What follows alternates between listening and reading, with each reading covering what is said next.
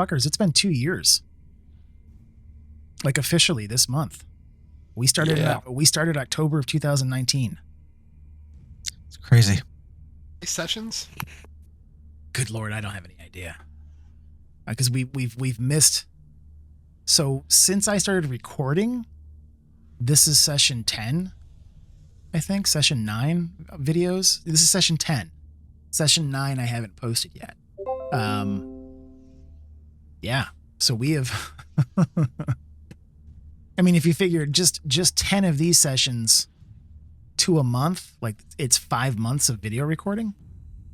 Yeah, we've been doing this a while. Seems like only a quarter of that for some reason for me. There's been some shit happening, man. Yeah. I mean, Christ, man, we started this game just before COVID. Yeah, we were doing it online before everybody else. Yeah. I just think it's kind of cool, and we're a pretty good chunk of the way through most of the major kind of campaign stuff. The Baldur's Gate section, as I had mentioned, is one of the longest. And if you wanted to do like all 24 locations in Avernus, this could be a really long chapter. But if we're gonna do things a little bit more linear, I think I can get you guys leveled up and through it quite a bit faster than that. So we'll try and take it in that direction. So let's do this. I did, if you look at your last session notes, you're going to find that it's completely fucking blank for this last time because I didn't get a chance to write it up. So who can tell me, what did we do last time? What happened? What kind of fun did we have 2 weeks ago? I tried to blow everybody up.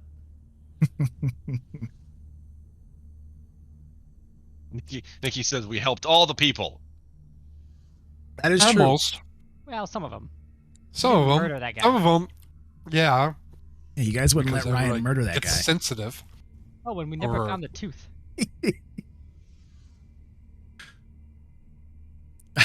For a thief, I really need to work murderous on my dwarves. thieving skills.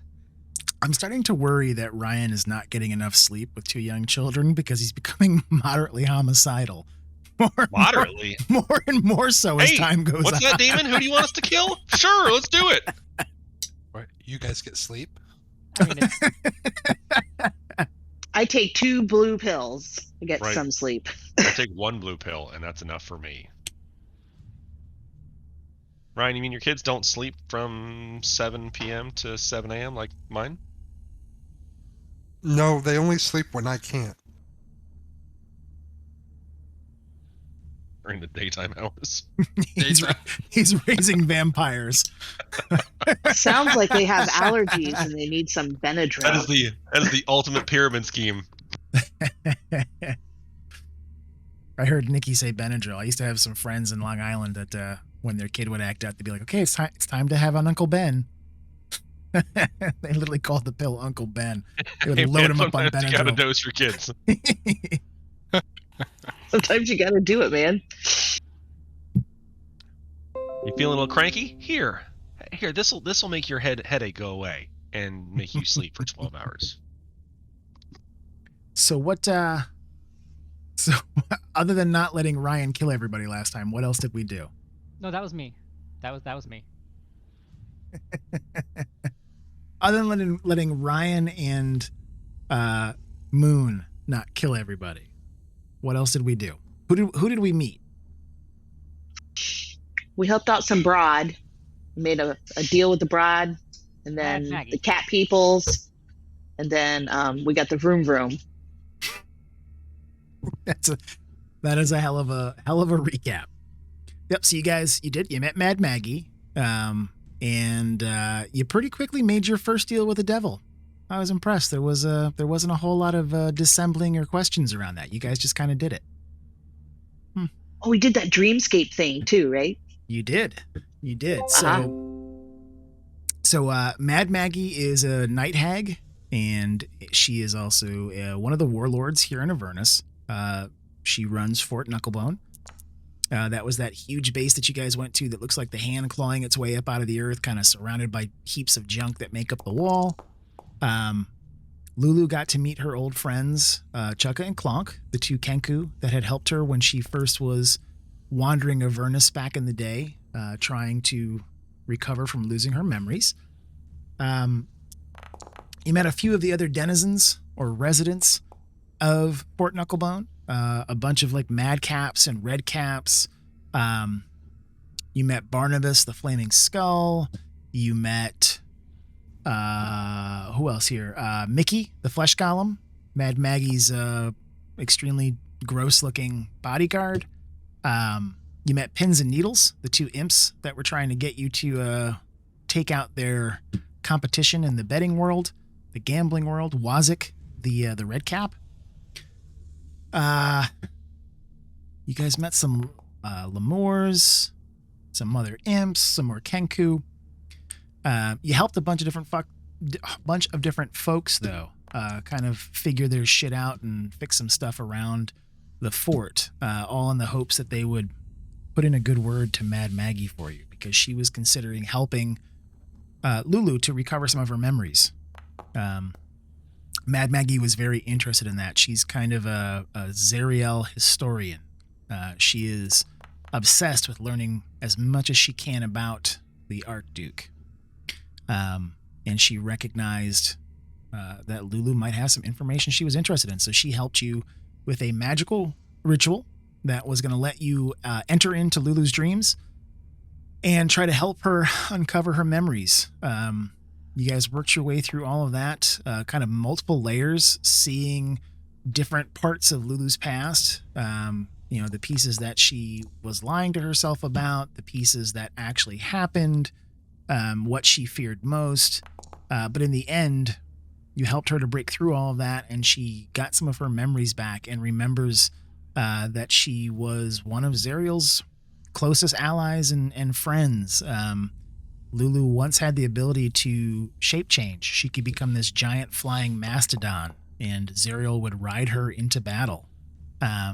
Lulu was there for the charge of the Hell Riders when they first came into Avernus. And she was there when Zariel began to fall and was being tempted by Asmodeus. And Zariel had one of her lieutenants, Yael, take her sword, her magical sword of Zariel, to hide it from Asmodeus.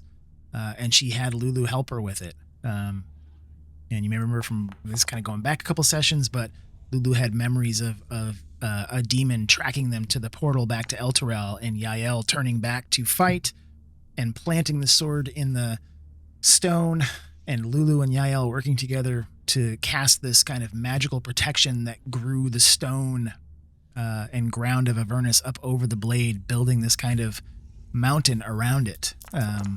And that is what Lulu is trying to remember. Where is the location of that? And she thinks she may remember where that is, having gone through that ritual with you and Mad Maggie. And you guys have moved off into the plains of Avernus to try and get to a place called Haruman's Hill that Lulu remembers. She thinks that may be related to the Sword of Zariel that you guys are trying to track down. Mad Maggie gifted you because of your efforts and because you helped Chukka and Clonk to fix one of the demon grinders. She helped you guys by giving you a Devil's Ride and one of the Tormentors. So the Devil's Ride is basically a motorcycle, and the Tormentor is kind of like a souped up dune buggy with a bunch of weapons on it. And you guys took off kind of screaming across the plains of Avernus. So as you are driving across the plains of Avernus, the dust and smoke of the infernal machines rising behind you, you hear kind of the steady thrum of the infernal furnaces that power your war machines as you're flying along. You can hear quietly, kind of humming through the infernal iron that makes up the furnace, the screaming of souls. And you recognize that the machines are currently running on soul coins. Can you guys remember, or who can remind me what soul coins were? Other than them being currency, and then what they run the machines. They are currency, Oh. and they do run the machines. A quick reminder around that. The Olin didn't like it. correct. No, Correct. no, I don't. Olin did not like it. So, soul coins are minted. I think it's the 7th leaven of hell.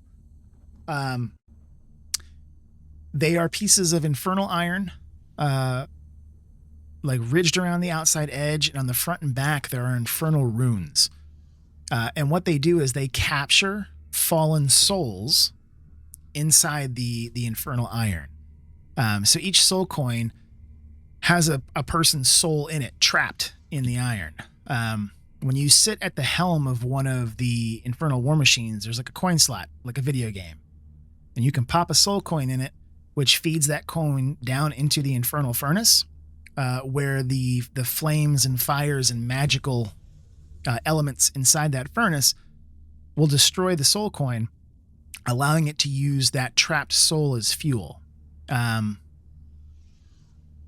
So I think what had maybe set Olin off a little bit in our last session is that as a cleric and a dwarf of faith, strong in the ways of Moradin, he recognizes that, really, regardless of which faith you follow here in the Forgotten Realms, which god you may pray to on Faerun,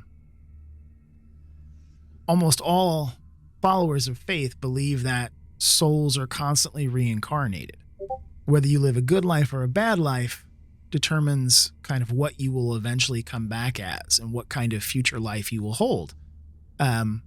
But, all souls that fall have a chance for rebirth and a chance to come back. So the idea of capturing a soul and destroying it for fuel means that you're literally eradicating that soul from the kind of continuation of all life. That soul will never have a chance to come back. How do we all feel about that as fuel? Poorly. Meh, sounds good to me. But we don't know anything about the souls that are in there, do we? This is true. No, that was more of a question. No, you really don't. When you the soul coins themselves, when you touch them, do have a pretty horrible or negative feel. It's not something that creatures of any kind of good alignment, neutral alignment, really other than chaotic evil, soul coins are not fun to hold on to.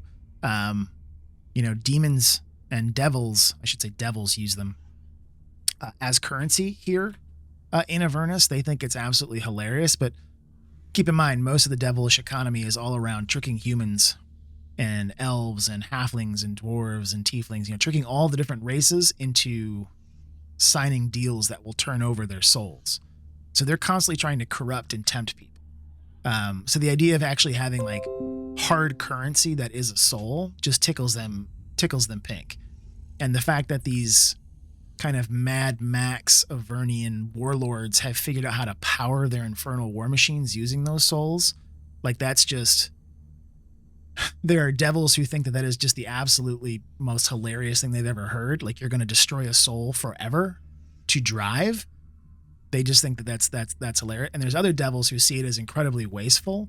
For beings who are constantly trying to capture souls to destroy one forever seems wasteful. But out here in the plains where the warlords reign and have to use these machines to maintain their rule, it's kind of become the way of the warlord. This is what they have to do to be able to sustain what they do.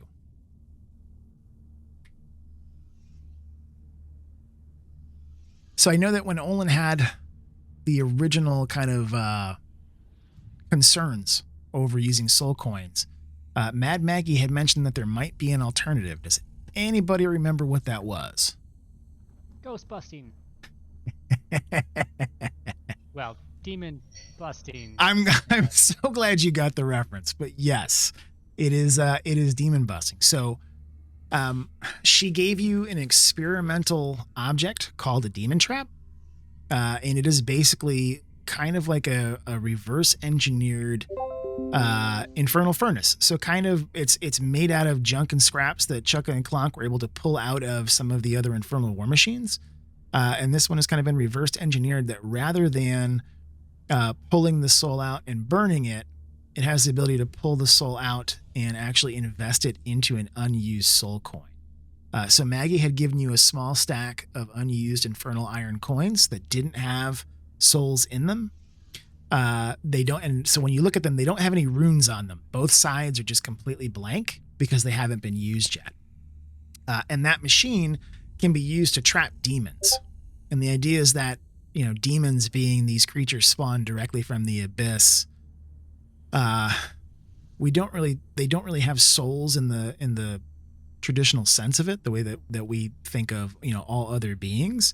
But it is possible to trap whatever they are and invest it into a coin, and then you can burn that coin in your infernal war machine in the place of souls. And since demons are all chaotic evil, I think we felt a little bit more comfortable doing that.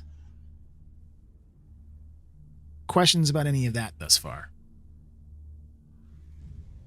Do different kind of demons like fill different amounts of coins, like the higher ranking, the more coins they fill, or is it always just one? So that's a great question. So what we've done, and this is available to you in the party notes section of your journal. If you go into that Infernal War Machine folder, you'll see that there is a section there about fuel sources. And the way it works is that we're going to randomize it with dice rolls. So Mad Maggie gave you guys a couple of soul coins. I've actually listed them in for us on our vehicles once we switch over to that screen. But as you catch them and use them, when you put a coin in, it has a possibility of having a certain number of charges, and each charge lasts for 12 hours. So when you pop a coin in, you roll a d6. Depending upon what you get a certain amount of hours. Starting one charge is 12 hours. So a 1 on a d6 is 12. 6 is going to be 72. That's if you're using regular soul coins. Demon souls, it's a little bit iffier. This is brand new technology. You know, Mad Maggie's, I think somebody rolled an insight when we did it last time, but she's not even really sure if this thing works because they haven't tried it before. But she gave it to you guys because you seem so soft-hearted. With a demon soul, you roll a d4, and it's going to be between 12 and 48 hours that you can get out of a demon soul. And the way that you collect that demon soul is with the demon trap. And that you use that if you fight a demon, if you can get it to less than 30% of its total hit points, you can use the trap to try to catch it. It has to succeed on a DC con save. If it fails, it's trapped and imparted and invested into one of those coins. If it succeeds, it continues to fight. You can use an action on each turn to try to use that demon trap. While you try to keep that demon from either escaping or, outright killing it. Once it's dead, there's no way to pull it into the trap. So it's kind of that weird space in that last 30% as it's fighting for its life, or, maybe you can trap it. Maybe you can bust that ghost. So in a way, it's more like a reusable Pokeball than a ghost busting trap. Kind of, yeah. Yes. So that was the two fuel sources. The other piece, and I have to retcon this because I just forgot to, I can't remember if I mentioned it last time or not, but one of the other things that Maggie had given you in the vehicles was a little demon ichor. So just a couple of flasks of demon ichor. As you were driving an infernal war machine, you can pour ichor into the furnace and it will increase the vehicle speed by 30 feet for 1 minute. But while it's increased so it's basically like this is nitrous. So when you're trying to make that last quarter mile, you can hit your demon boost. But when you do, it has a chance to have mishaps. So when you use that boost at the end of each of the driver's turns, they will roll a d20 and see what happens. If there is a mishaps table, and when you're using Demon Ichor, if you roll a 1 at the end of your turn, it's going to have one of those bad mishaps from that table. Okay, so we've got soul coins. We've got a couple of those. The machines were already preloaded, so the coins that you the souls that are currently burning, the coins that were currently used, were already launched in the machines when Maggie gave them to you. So it wasn't your decision whether or not to use them. The two machines that you have, the charges at the time were 24 hours. So you've got 24 hours of driving infernal war machine fun to have. So we hit the road at about 5:30 p.m. Based on our in-game clock here. So you've got on Elysius the 15th. So you've got until this time tomorrow on the 16th as we make our way across Avernus on this original charge. But if you want to power it beyond that, you guys are either going to have to consider using the soul coins that Maggie has provided, or trying to hunt down and find some demons to make some demon coins to see if that'll work. So Let's get to hunting. yeah. So as you guys are kind of peeling off across the wasteland, Did we officially decide who's on what? we haven't. We're about Okay. to get to that. We're about to get to that. So as you guys are peeling off across the wasteland, one of the last things that Maggie had warned you about is that there are other warlords in the area. She had mentioned a couple of different ones. I'm not going to recap all of them, but she warned you that once you are outside of Fort Knucklebone, you're basically free game. Everybody is prey or predator out in Avernus. And the fact that you are driving two bright and shiny, souped up infernal war machines could make you prey to, folks with bigger, stronger machines that want what you have, or you may find folks who will run from you because they see your machines and are scared shitless by you.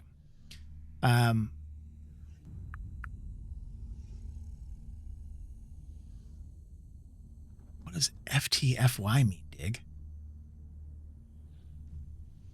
Fix that for you. Is that some sort of like young kid talk there, buddy? Hey, Think Mom you're and smart, Dad. fella? You Mom think and you're Dad. smart over there? I'm a pescatarian now. It's a pescatarian. Stupid fish eater. My intern's a pescatarian.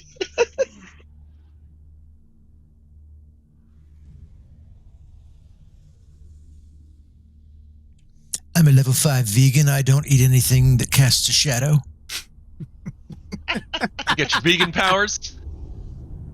I saw in your mind's eye you tried to trick me and give me that soy latte. All right, I'm going to start up our background noise here a little bit, so we've got some music and some scenery stuff going on. So as you guys are flying across the wastelands, we've got to pick and determine who's going to be sitting where and who's going to be doing what. I'm going to change our view here in just a little bit. But let's figure out who's driving what. So let's start here. The smaller of the two machines is called the Devil's Ride, and it has basically just one seat and no real weapons to speak of. The Devil's Ride is really more of kind of like a scout ship. It's fast. It doesn't have a whole lot of armor, but it can do stuff like make jumps, pull stunts, juke out of the way of incoming damage, that kind of thing. So it's really good as like a scout vehicle, but it doesn't really have any offensive capabilities. So whomever's going to be on the Devil's Ride is going to. So I think I mentioned before, but most of the machines have different action stations or crew stations that have to be manned in order to use that device. So the Devil's Ride only has one, and that's the helm. Whoever's at the helm gets to drive and steer it. So your actions on your turn will all be focused around what you do driving that device. So the question is, who do we want to have driving the Devil's Ride? Who's gonna be our rider? Who's So- our? Do any of these rides come with telephone books? So if our halfling decides that she's going to be riding stuff or driving stuff, we will say that Chukka and Clonk helped to refit those seats and make sure that you're comfortable. I feel like I fit the motorcycle a little bit just because I tend to scout, but I don't have to.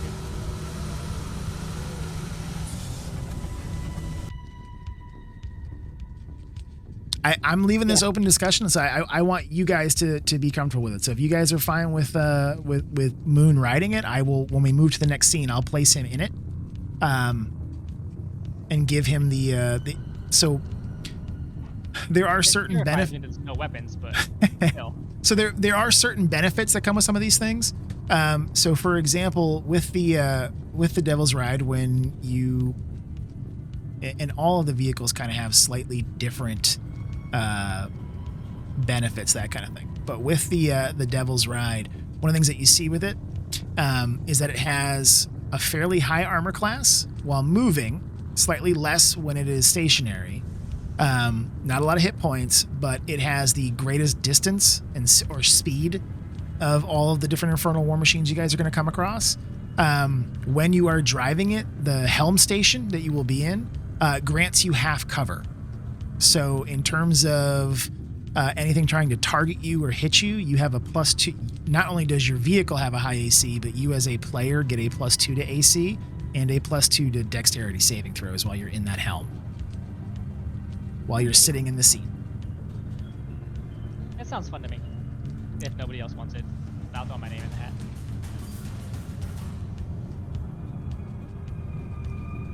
Yeah, I'm not up for driving. I'm just gonna be a passenger with my whip. Olin doesn't like any of this, so he's just going to go where he's needed.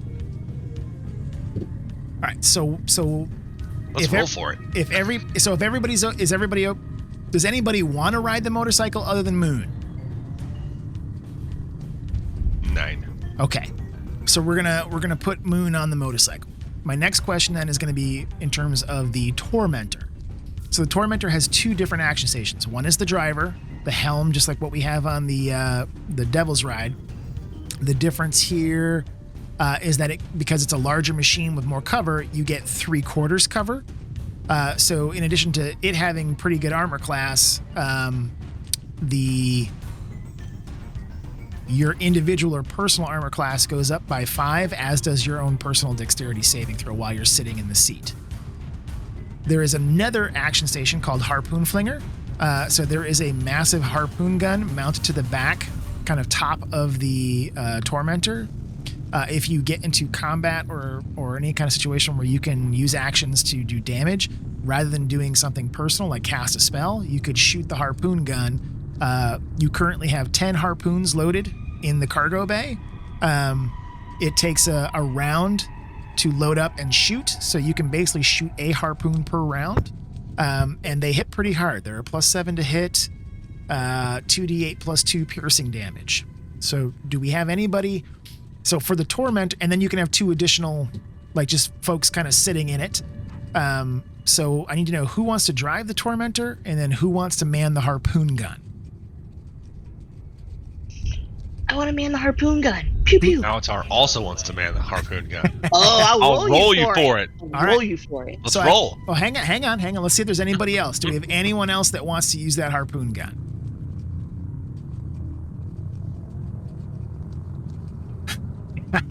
I like that, Olin. Speak now, shut your gay hole. Okay, so let's have both of you roll a d20, just a flat d20, high roll, best of 3. Let's roll our first set.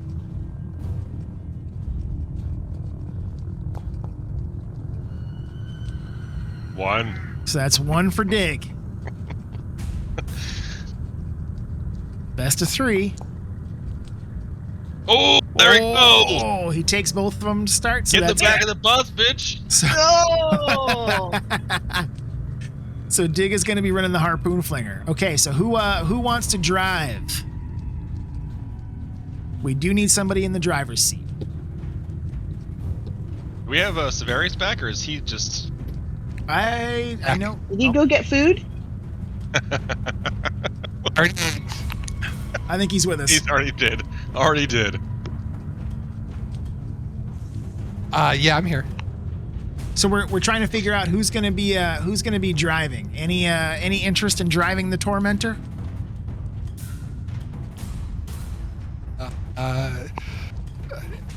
I guess I could, but if we get borders, you know. So might want to fight them off. What I will say, and I don't know if this is going to change anyone else's opinion of it, but the Tormentor does have some additional weapons that the driver gets to use. It's a little bit different than the Devil's Ride. So where the Devil's Ride is more of a scout machine, there is some kind of power to the Tormentor. You have crushing wheels, which basically means that you can drive over creatures in your path. They have to make DC saving throws or they take a bunch of damage. You also have raking sides. You've got blades on both sides on the tires. When you drive by creatures, get within 5 feet of them, you can rake them with your blades for slashing damage and possibly knock them down, that kind of thing, knock them prone. So as the driver of the Tormentor, you do have the option of like swerving or driving over things or aiming for stuff, that kind of thing.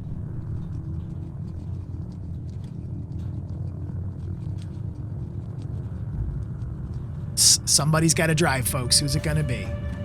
I'll drive. It's fine. All right, so then we're going to have Olin and Audrey are going to be our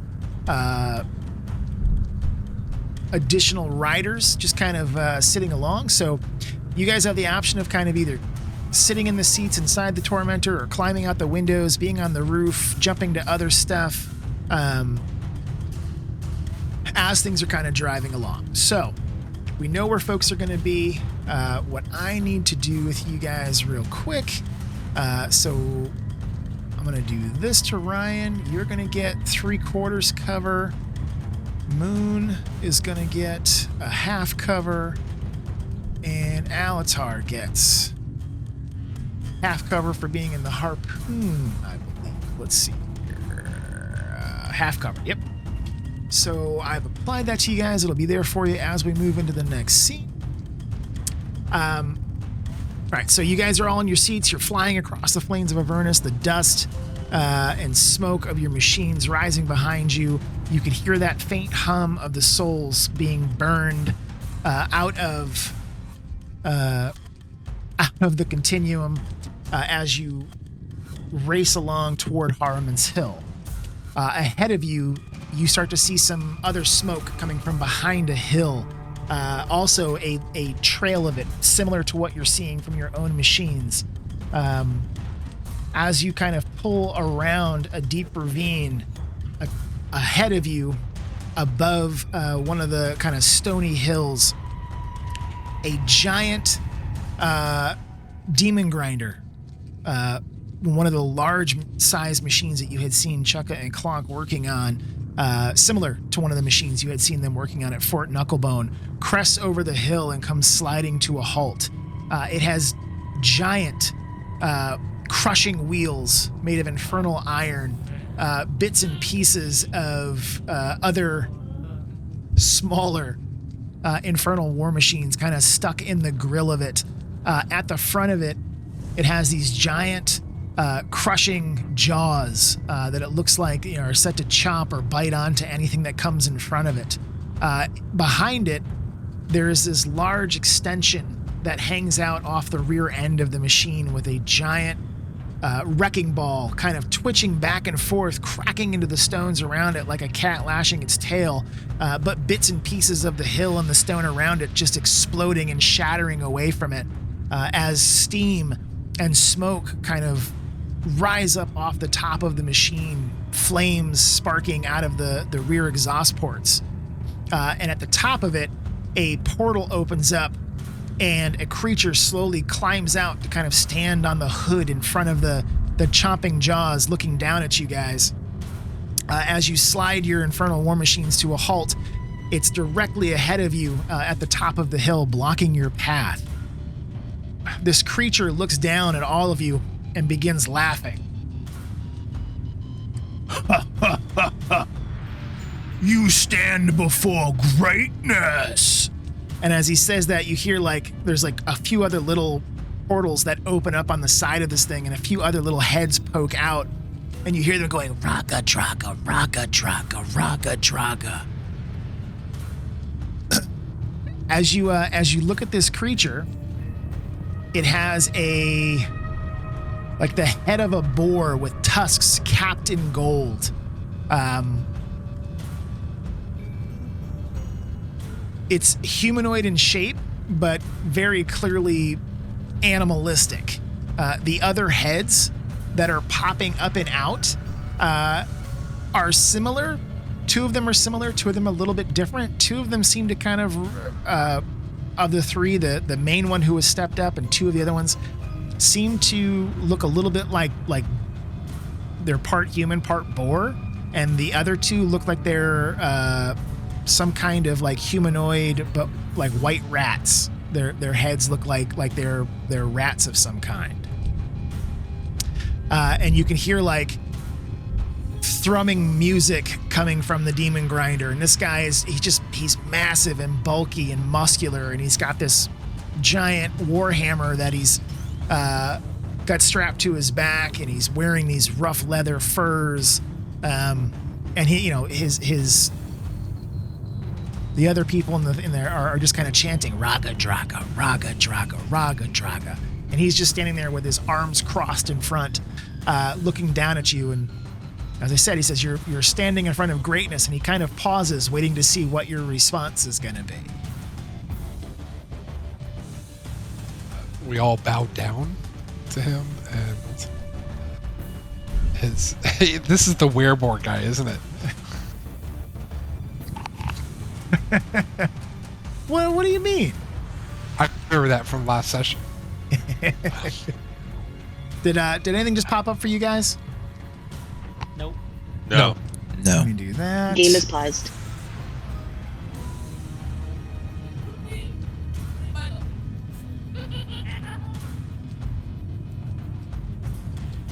Anything popping up for you guys? Nothing? No. Nope. I wonder why it does that. Let me Does try that it this game way. pause, like she mentioned, affect anything? No, I did this last time too. I gotta change the permissions here real quick. There we go. There it is. There he is. I have a black square. Raggadragga. So that's what this guy looks like.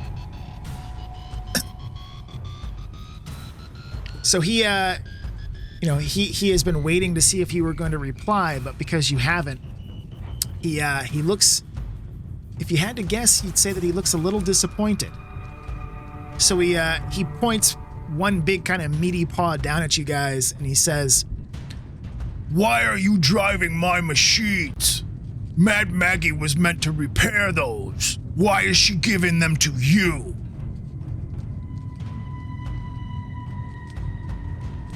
I yell back, she likes us better. And then I raise my fist, and then I bring it down about even with my face. And with my other hand, I start to do like a cranking motion. And then slowly my middle finger emerges from the top of my fist. And then I kind of look at him, slightly surprised. I didn't know that was going to happen. Jesus Christ. We're diplomatic. Yeah. So role playing. so the this boar-like figure flexes his muscles and kind of screams and growls into the air. "Those are my machines. I'll take them back over your dead bodies, or you can walk away."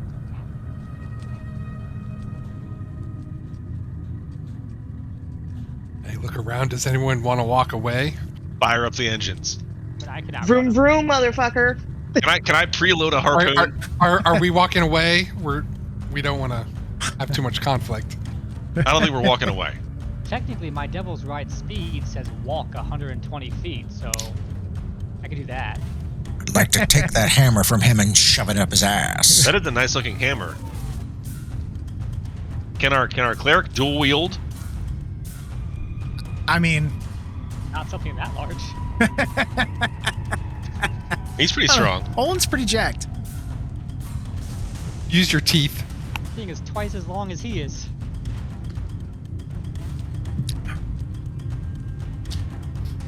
I'm getting the feeling that we didn't walk away. We did not walk away. So as you kind of rev the engines a little bit, and Severius is slowly unwinding that middle finger that he popped up, the full size of the demon grinder becomes apparent to each of you as it rolls up over the top of the hill. He steps back and drops down into the hatch, pulling the top down, and all of a sudden flames erupt out of the back of this thing.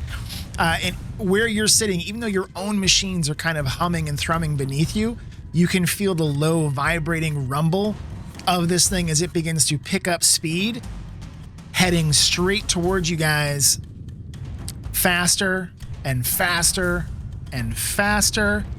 And you realize this thing is at least 3 times, 4 times the size of the Tormentor, and it's bearing down upon you, those metal jaws in front slowly opening and slamming shut as if it's coming down to grind its way through you. What would you like to do? Move out of the way. Play chicken. Load a harpoon. So we'll say the weapons are loaded. I think so as it's coming at you guys, are you going to try and take it on head on? Are you going to try to run from it? What do you want to do? I would repeat suggest the a move flanking, out of the way perhaps. part. Yeah. I break off to the left because I don't know what I'm gonna stare towards it, right at it, and oh, so it's following behind us? and that's kind of cool. Oh God! Oh shit! We need a new driver. We need a new driver. I mean, if you I guys, didn't turn around. if you want to go head on, there you go. No. I didn't say that at all. Put my motorcycle the other direction. All right, guys. I feel So better now. So this is a little bit of theater of their mind and a little bit of the moving video piece. But the idea here is that we've got this giant, we've got this kind of giant demon grinder here. It's got its crew inside of it. You guys are crewing your 2 vehicles. It is trying to basically crush you guys into dust. What we do in the combat and all that will be a little bit theater of the mind, which is why I've got your character tokens and the opposing character tokens kind of pulled out. The idea here is that each of the different vehicles that you see in front of you is an actionable token. You'll notice if you mouse over them, they do have health bars at the bottom of them. If you right click, you'll see some of the normal targeting information, things like that. So the idea here is if you want to use one of the vehicle's abilities, if you double click, for example, on the Tormentor, it's going to open up the Tormentor's vehicle character sheet. And you'll see that it has its actions, its features, its reactions. If you go to the cargo and crew tab, you will see how much demon ichor or soul coins you might have. The demon trap, for example, is loaded in the Tormentor so that you could use that to try and capture demons down the road. But the idea there is that, for example, if Dig wants to use the harpoon flinger, you can fire it using the character sheet within the Tormentor. You can target the demon grinder by highlighting it and using T for target. But the option is that you kind of have some openings where you could try to take, like, say, targeted shots at the other characters. So you will notice that they have some of the same types of cover that you guys have. So, like, for example, Dig has half cover. You will notice that one of the other wereboars and the wererats also have half cover because they are manning their harpoon guns. One is manning the giant wrecking ball in the back. Raggadragga is driving, so he's in the helm seat, that kind of thing. So they are coming down at you guys. We are going to absolutely 100% here roll for initiative because we're going to be going into our first vehicular combat. So what I will say is that even though this is going to be a combat round, if you guys want to run, If you want to attack, if you want to try and just get away, all of that is perfectly okay. It's just that Raggadragga is coming down to try to attack and take back these 2 war machines that he thinks are his.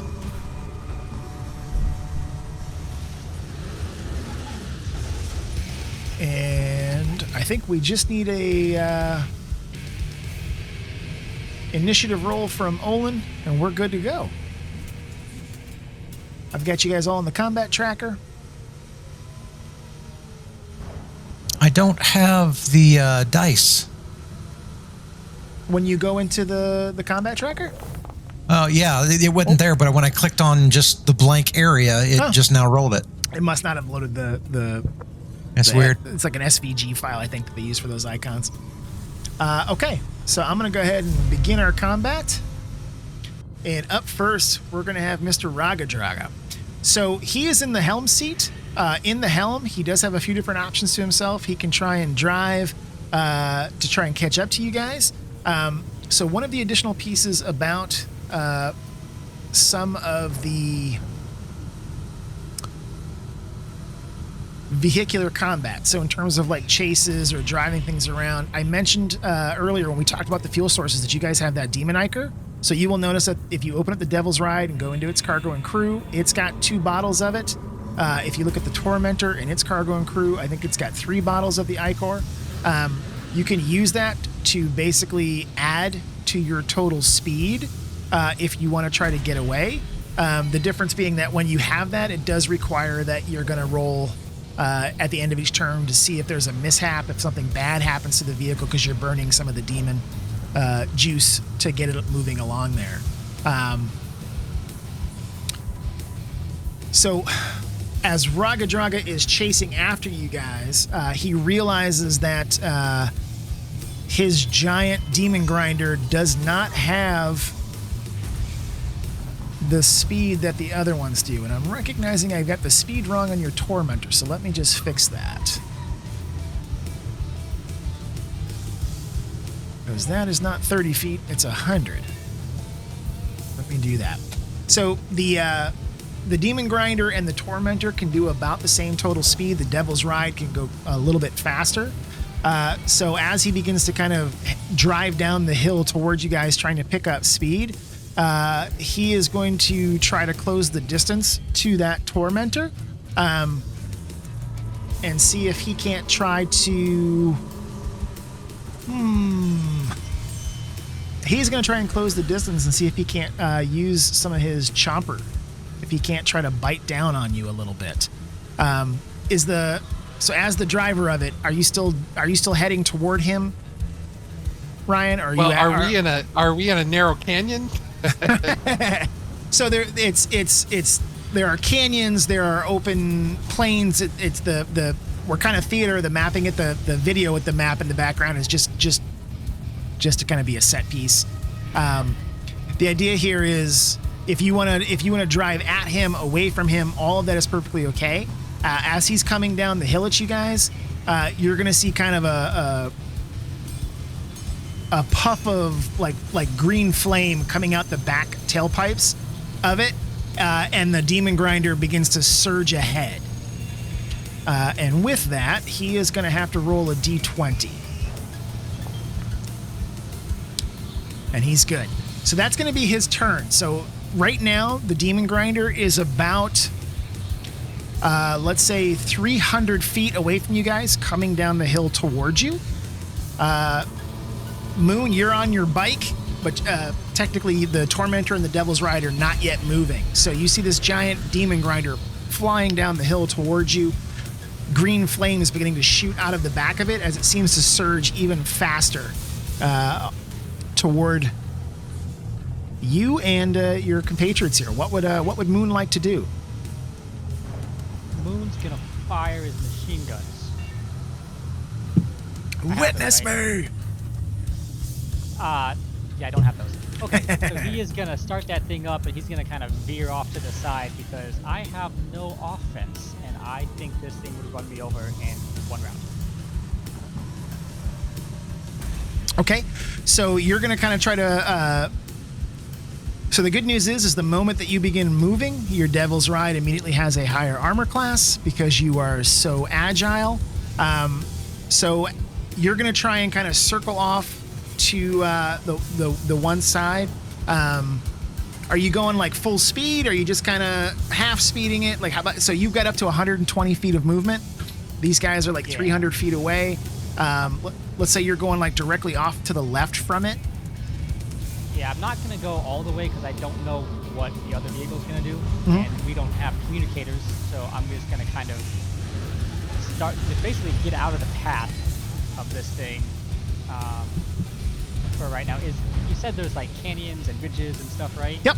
Is there anything like right near me that I can like get up onto a ledge or something? So you guys were kind of coming around through a ravine, and the ravine itself kind of leads out onto an open plain. And then kind of, let's say about 200 feet beyond that opening out into the plain, the ravine kind of continues down. It looks like it may have been like an old riverbed at some point in time. The hill that the Demon Grinder is coming down is kind of from as you were winding through the ravine, there were rolling hills above you. This is kind of the last of those small rolling hills that he's coming down. You could go back up like the side of the hill, but there's nothing on like the southern side that would have been like ledge like that kind of thing. So it's you kind of have a choice between trying to zoot around him to go back up the hill toward those rolling hills. You could go out of the riverbed out onto the open plains, or you could try to continue through the ravine and see where it leads. Okay, no, I'm just going to go off to the side then. I don't want to do anything too crazy at this moment. I do have one question about mechanics. Yep. Do stunts actually do anything, or are they just flavor? So the stun is really kind of flavor, but how you want to use it is certainly up to you. So like if you wanted to try to distract the driver of the other machine, however you can think to use it creatively, it's one of the abilities of your ride. So we'll figure out how to include it. Okay, that's why I wanted to know. If it was just flavor, I was going to ignore it. So no, it really comes. So like if you want to do it, I know it talks about doing like burnouts and jumps and that kind of thing. I instantly thought of burnouts just to create like a dust field so it couldn't see everybody, but I think that would more impair my guys right now than it would it. So gotcha. Yeah. So like if you want to try to do like burnouts to create a dust storm, or if you want to try to jump it, if you wanted to jump off a ledge onto the top of this thing, like we'll figure out how whatever you want to do with whatever you want to do with stunts, we'll figure out. Okay, then I'm just gonna go off to the side, get out of the way, and kind of judge my next based on what they do. Cool. All right. That's gonna bring us to Audrey.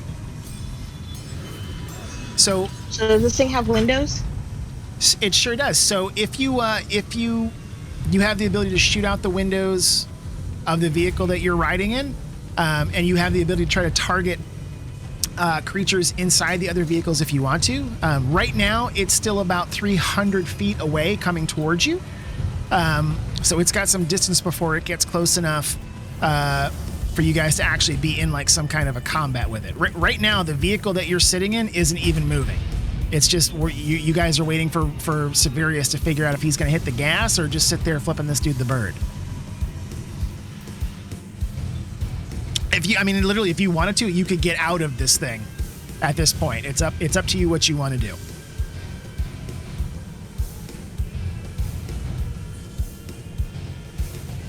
Are you talking to me or are you talking to Moon? To Audrey. So the crossbow says it's 100 over 400 feet. What does that mean? So you can actually the regular range of a crossbow is 100 feet, but you can shoot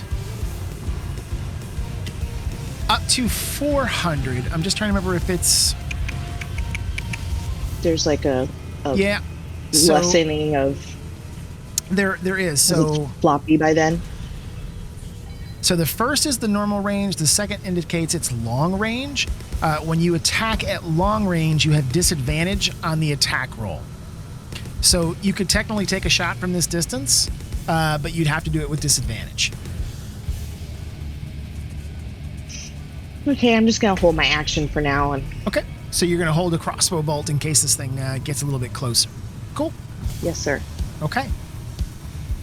So as you look back, you can see on the demon grinder, kind of coming out of the ports along one side, you see another harpoon gun being loaded and poking out the side. You also see that the tail in the back is swaying back and forth, kind of very clearly being controlled by something inside of the demon grinder. On the other side, you see another harpoon gun coming out. And again, this thing just kind of continues to accelerate as it barrels down the hill towards you. At this point, it's about 200 and let's say it's about 225 feet away right now. And that's going to bring us to Olin. So we can move multiple times in a round? Yeah, so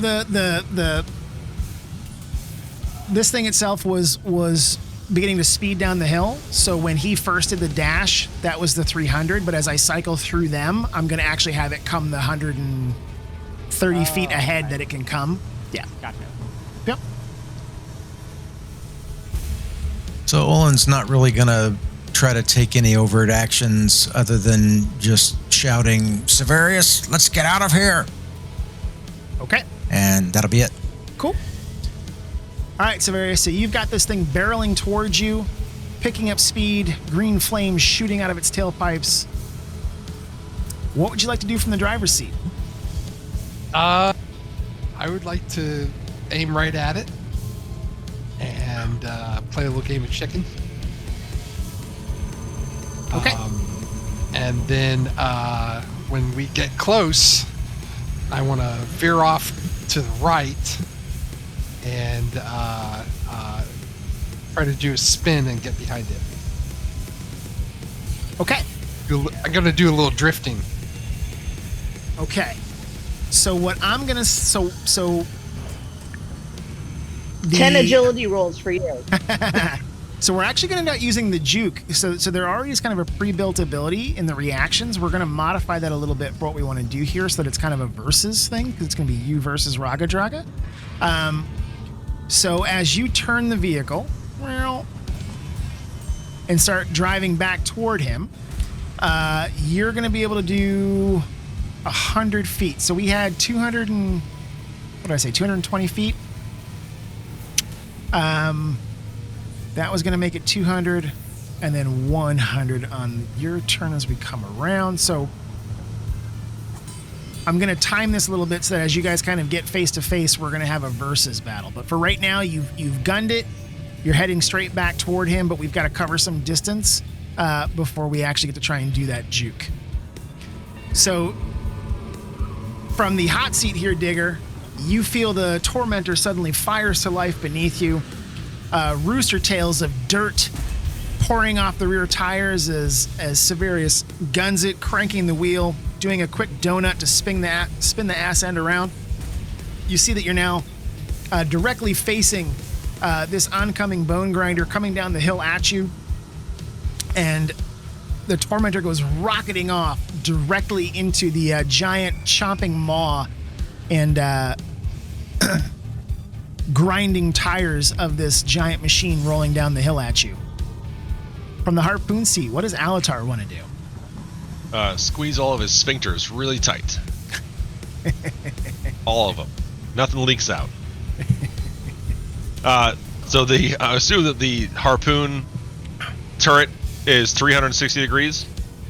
It is. Yep. It completely rotates around. So what's the harpoon made out of?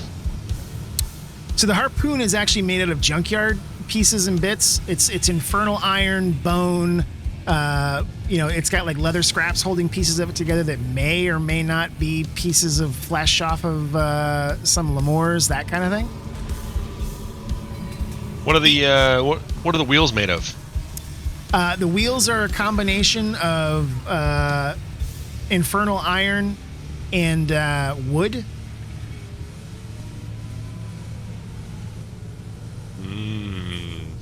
And what's the range on the harpoon? The harpoons can fire up to 120 feet.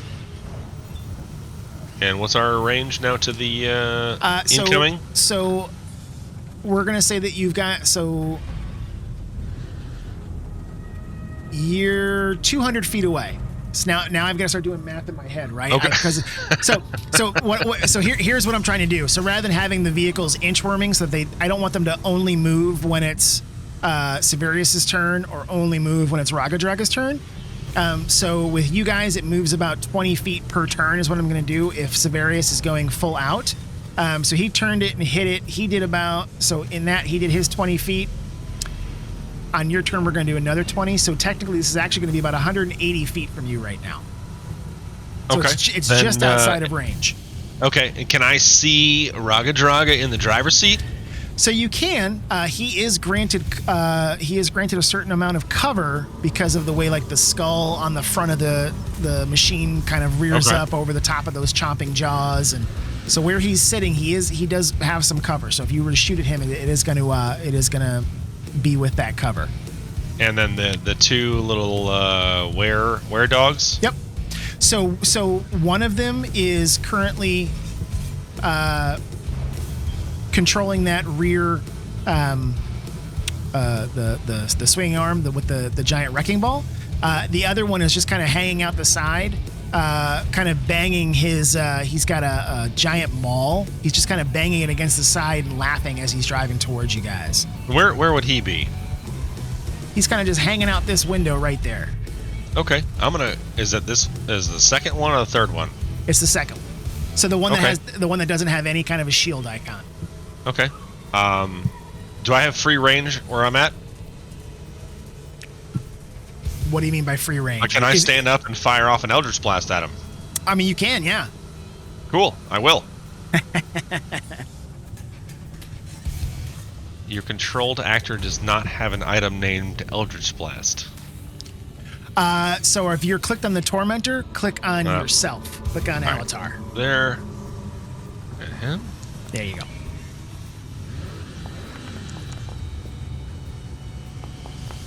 Ooh, that's going to be a hit.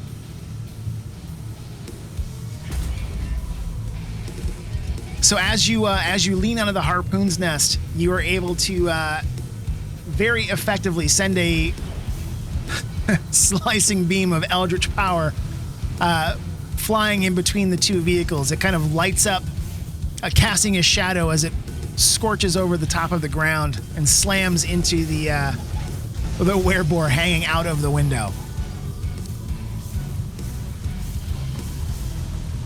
Excellent. Now I'm pretty sure when you shoot your Eldritch Blast, you get two of them, don't you? I did fire two. Oh, the first did? one. Ah, yep, gotcha. I rolled a 4 and an 18. So 18. Gotcha. Okay. So that's it hits him. You hear him. He screams out in pain and quickly pops back in through the window. That's going to bring us there. So now we are 160 feet apart. He is going to ready an action. That's going to bring us back to the top of the order with Senor Raggadragga. He is going to continue to drive directly at the Tormentor. You can see him kind of laughing a little bit, and he just kind of continues to bear down. So that's 160 feet. On Moon's turn, we're going to say that's going to be 140 feet. But Moon, you still got the Devil's Ride kind of off to the side here a little bit. So you, as you kind of looped out to the left here around it a little bit, kind of taking in a little bit of the view. Where does this ravine lead? What other options do we have? When you turn back, you see the rooster tails of dirt behind the Tormentor as Severius spins it and drives directly back at the Demon Grinder. What does Moon do? Curse under his breath and say, I'm gonna die. And then he starts taking off in that direction as well. I'm still gonna kind of loop around to the sides. I want to stay out of the range of these weapons. But I want to try to get higher than it if there's any way. Also, feel free to listen to the background screaming of a kid. So as you, so you can actually, if you start driving kind of back up the hill that the the demon grinder is coming down, you could get up above it. But still way behind though. I'm kind of confused on how that's gonna look. I guess I want to be above it, but I still want to be somewhat near it to try that jump action and all that kind of good stuff. But, yeah. So okay. let's say you swung out. So originally you were about 300 feet, but you kind of went out perpendicular to it, out to its left. So let's say it's here. You would have been like way up here somewhere. Because it's now focused on the tormentor. If you want to do like another 120 feet, that would get you. If you went like directly. So like where you drove out kind of up to the side of it, if you just drove straight alongside of it now, you could get kind of up the hill and be just a little bit behind it. If you want to angle back in, I would say that you can get within about 40 feet of its right flank. Oh no, don't want to do that. They have harpoons. That they do. I want to kind of stay out of range. Okay. Also, I have a question: can I, as a character, do anything else, or is driving just all I can do? So when you're driving, when you're helming the station, so technically yes, you could do other things. So when you are driving, I want to pull something out of my bag, basically, like, on my back, basically, see if I can reach around and grab something. So if you just kind of let the helm go to pull something out, it's just going to continue to drive directly in the direction that you had it pointed at last at the same speed, and it will do so either until it hits an obstacle big enough to stop it, or falls into something big enough to entrap it. Okay, so I'm gonna do something like that again, still trying to stay out of its range, but going up that hill, and I want to pull a flask out of my bag. Okay. Can certainly do that.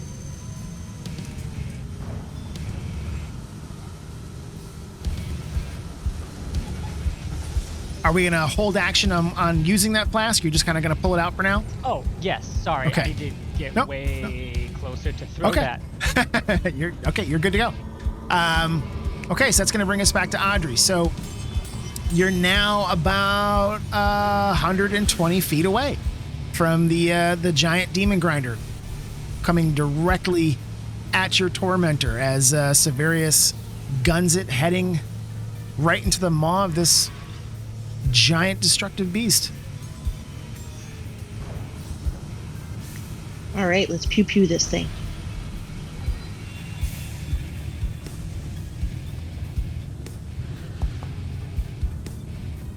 Or not.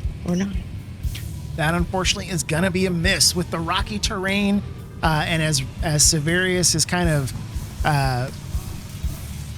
moving the wheel back and forth to navigate through this ravine, kind of up the hill back toward the demon grinder, it unfortunately knocks your crossbow, and your bolt goes flying off into the wastelands.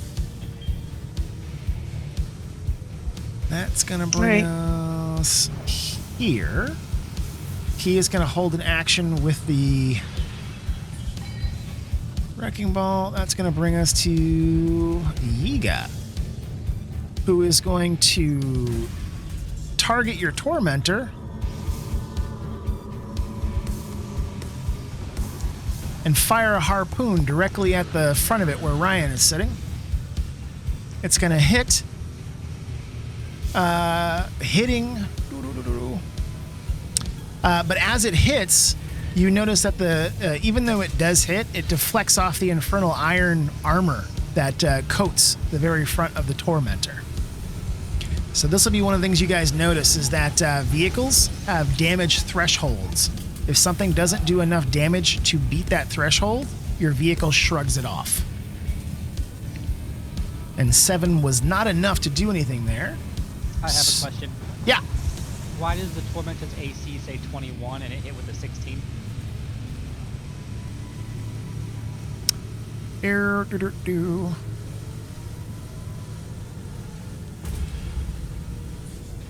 That's an excellent question.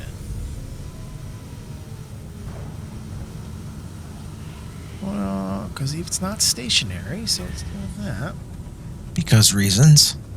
Yeah, I'm not sure. Interesting. Just checking. Yeah, I'm not sure. Even if it was so all of the vehicles have two different ACs, a motion and a motionless.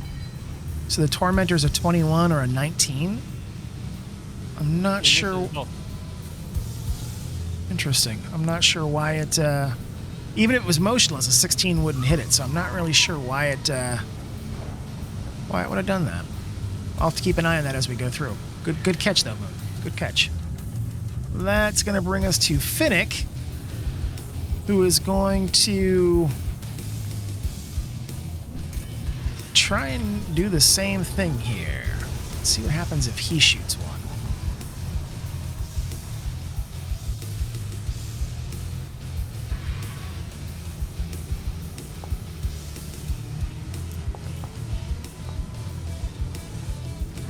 Also doing no damage. I wonder if it does that because of the damage threshold.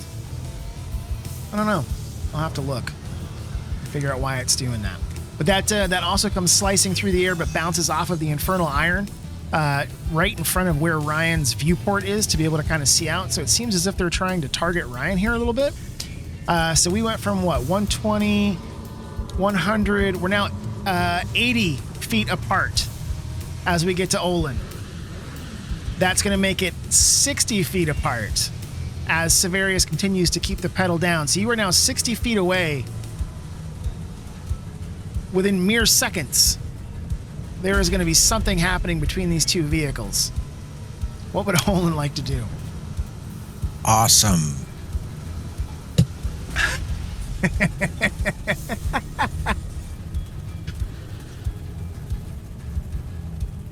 Okay. You know what? 60 feet. 60 feet. This ought to be fun. You I can like do the sound it. of this. I like it. the sound of it. I like it. Something's happening here, folks. Okay. I would like to target Raggadragga. Okay. Just as so, not knowing what it is you're going to cast, just as a reminder, he currently has 3/4 cover, which means that's going to be a +5 in his armor class or a +5 on any dexterity saves. Okay. That shouldn't have any effect on this. Okay. Okay. I think I have him targeted. I hit T and it looks like it's got the shit over the icon. Yep, I see the little yellow dot. You're good to go. And that is Raggadragga, yes? Yep, The guy correct. driving the other vehicle? Correct. Yep. Okay. Yeah, we'll just, it's D&D. Let's have some fun. Okay, here we go. What's he doing? What's Olin bringing to the table? He's casting banishment on Raggadragga. Banishment. Holy shit balls. Oh, That thing no longer has a driver. Fuck all of them. You are Make a sure you fucking do that. magical being. Make sure you do the hand cranked bird. We haven't used this before, so I just want to read it here real quick. I know banishment lets you send something to a demi-plane, right? Yeah, for the duration of the spell. Okay, so and he failed it, so he's gonna go boop and into a different spot. Disappears. He disappears out of the driver's seat. Harmless demi-plane while the other target is incapacitated. Okay, so let me go ahead and put incapacitated on him just to make sure. So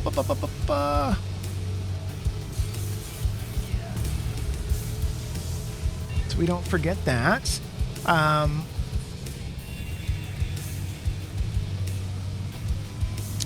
So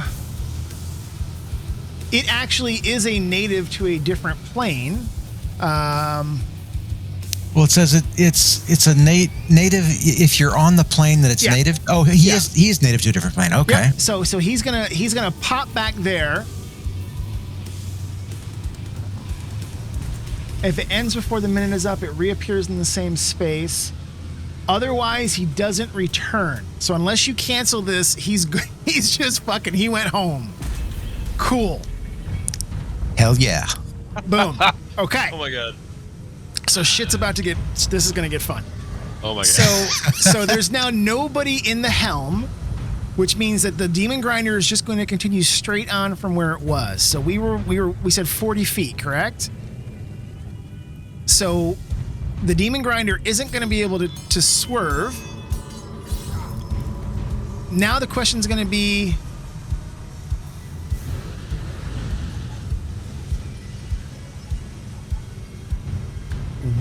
what it's going to hit. So we're back to Severius. Unless, I'm sorry, was there anything else that Olin wanted to do in his turn? Any bonuses or that kind of thing? No, but obviously he can let everybody know, or he can let Severius know that, you know, nobody's driving that thing anymore. So let me ask you this, because this is I fucking love this. I love it when you guys do shit I don't expect. So you basically you literally just made a fucking Avernus warlord disappear. Yep, I just did that. It's fucking great. So you're sitting in this tormentor, right? There is smoke pouring out of the back end of it. You can hear the screaming of souls being burned. Olin hates this thing. He hates all of these machines. He's not happy about the way that they're run or what it takes to fuel them. You know, you had originally said, let's get the fuck out of here. Severius turned around and immediately charged. You decide to cast Banishment.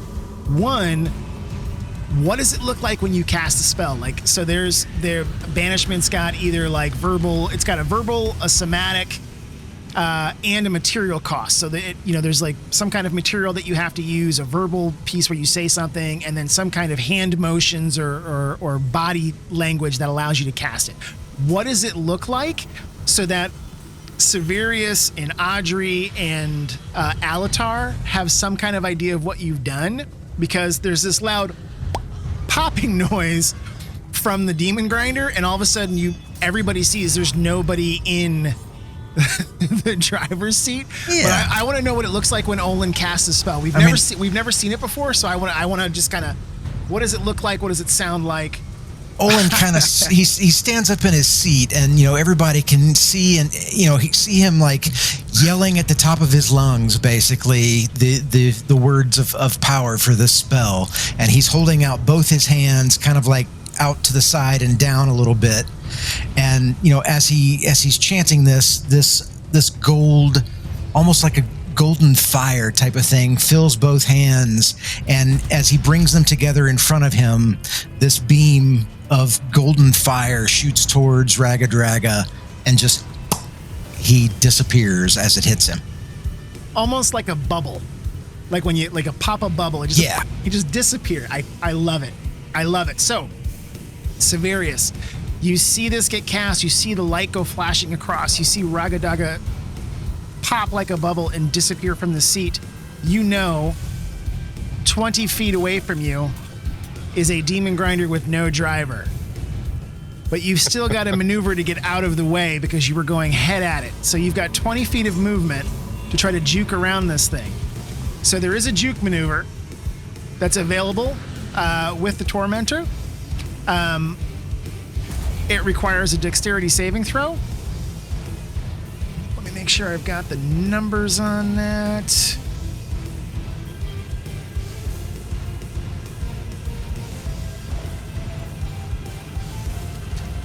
So you can actually use the dexterity on the Tormentor to make the roll, not your own.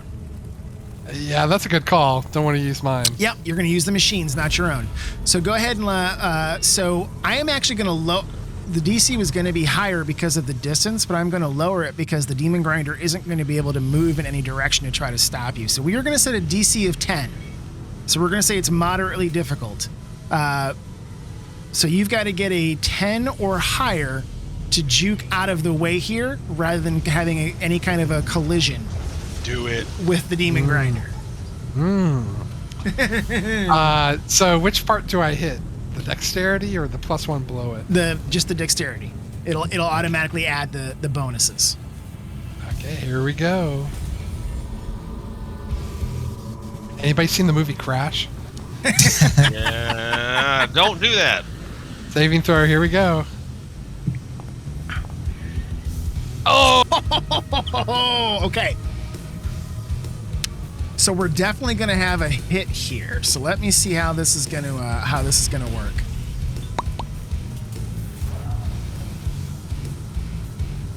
This is going to get okay. So this is going to get a little. It's going to get a little ugly. So the Tormentor has gone 100 feet. The Demon Grinder has gone 120 feet. So when an Infernal War Machine crashes into something that could reasonably damage it, it takes 1d6 bludgeoning damage for every 10 feet that it moved. So I need to roll 10d6 to see how much damage the Bone Demon Grinder is going to take, and then 12d6 to see how much damage your Tormentor is going to take. Holy shit. So we're going to do 12d6. Yeah. Cuz it's gone 120 feet. So it's a d6 for every 10 feet of movement. So 12d6. So I'm going to do the 12d6 on the Tormentor first. So the Tormentor just took 52 points of damage, which is going to beat the living shit out of that vehicle. But now we need to damage threshold or. Oh yeah. So the damage threshold is going to be 10 to 20. So in addition to this, we're also going to roll in the mishaps here in a second. But I just want to do the damage the damage for both first. That was not my intention. No. It worked like DR. No, it's not the damage threshold isn't per individual dice. It's per collision, per attack, that kind of thing. If you actually look at, just so you guys know, if you wanted to see what those damage and mishap thresholds are, if you open up the Tormentor or the Devil's Ride, just below the hit points, you'll see it has like two little numbers, kind of where the temporary hit points would normally be for your characters. So on the Devil's Ride, I think it's 5 and 10. On the Tormentor, it's 10 and 20. That's your damage. The lower number is the damage threshold. The higher number is mishap. If it hits you for less than that, you shrug it off. If it hits you for more than the mishap, you have to roll on the mishap table and see what additional craziness happens with the vehicle. So we're going to roll on the mishaps for the Tormentor in a second, but I want to do the 10d6 against the Demon Grinder. Let's see how it does. It's going to take 37 points of damage, which puts a chunk into it, but does not knock it out of service here. But that also is going to be over its threshold. So what I would like to do, actually, I'm going to grab Severius. You were driving, so you're going to get to roll this. Let me find mishaps.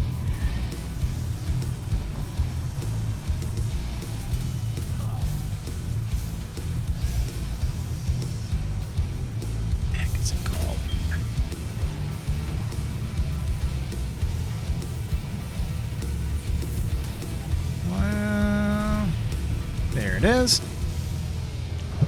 You should have gotten a request for a roll in the mishaps table.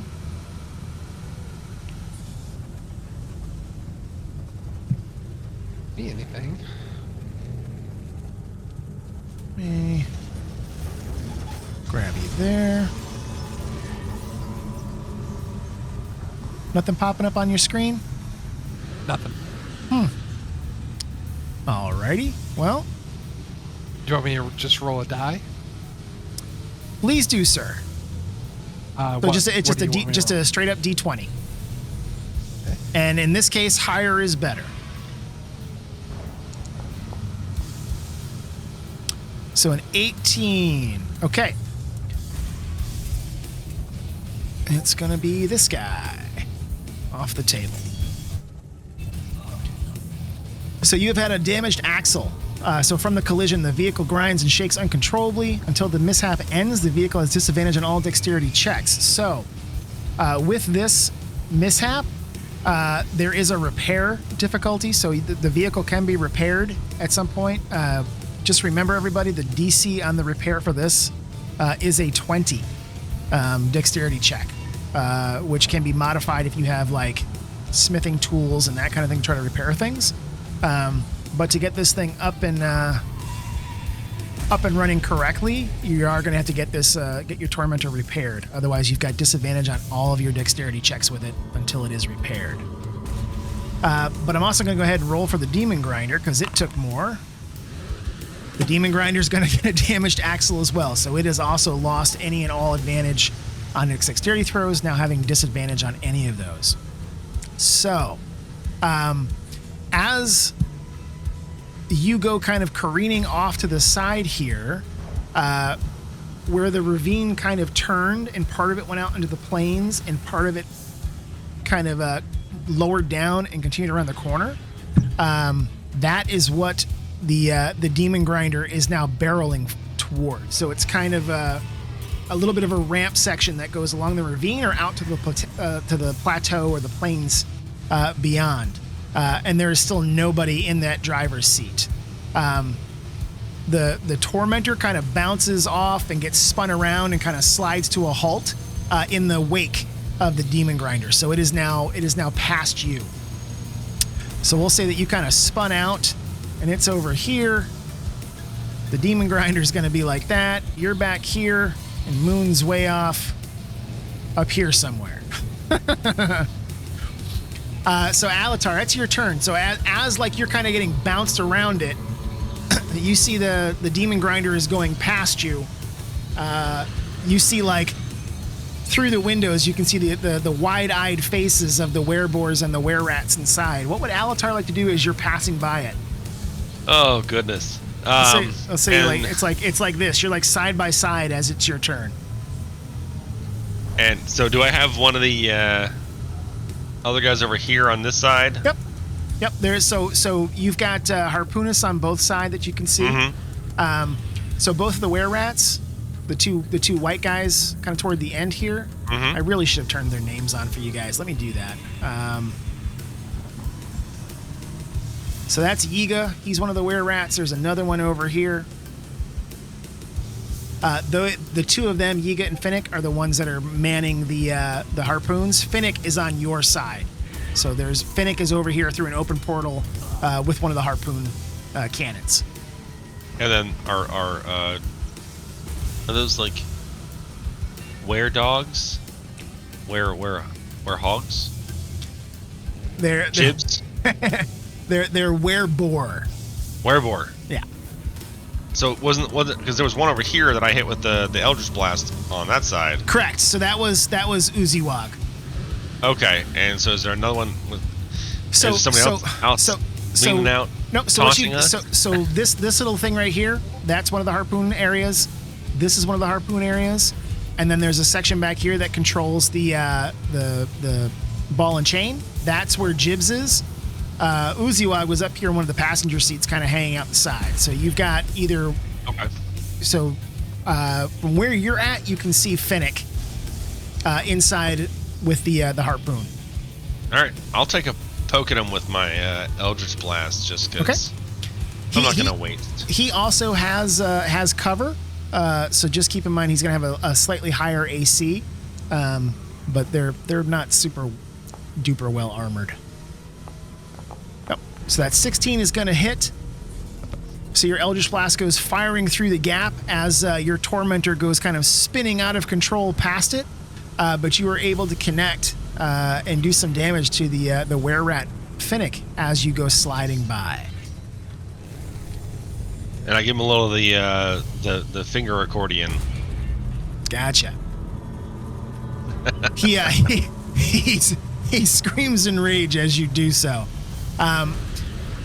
The demon grinder continues to kind of distance itself away. It goes, so that would have been 20 feet, now 40 feet past you. Uziwag here is going to try to climb down into the driver's seat, but he is not going to make it. As I need to actually remove Raggadragga because he's not coming back. which is going to bring us to Moon. So as we kind of get to the top of the order here, you can see the Demon Grinder is beginning to list kind of toward that rock wall where the ravine continues and kind of begins to drop down.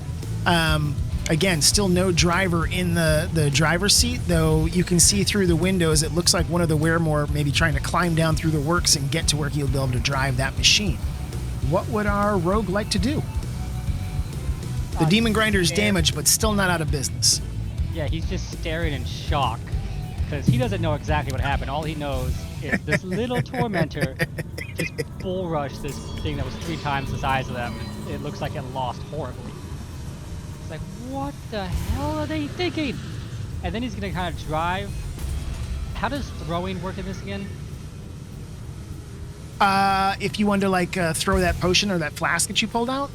Uh-huh.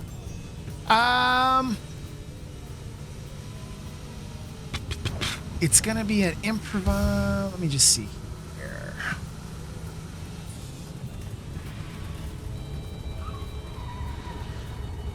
To pull back the curtain, he's thinking back to what happened when he went to go pull the holy water on the machine before and everybody freaked the hell out. So he's gonna try to just throw a holy water at this thing.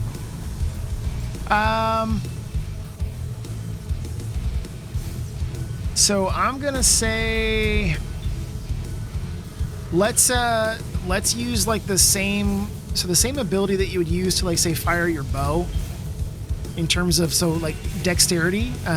We're not gonna add any proficiency to it because it's kind of an improvised weapon in terms of throwing something.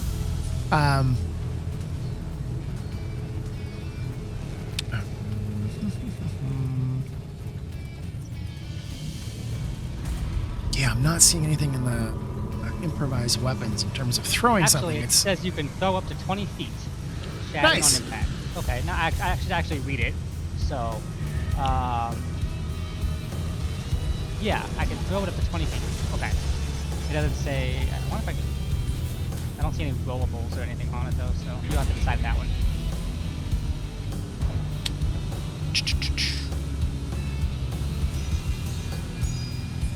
So it's a range attack against a target creature, treating it as an improvised weapon. So I would say let's we're not going to use proficiency with it, but let's use it.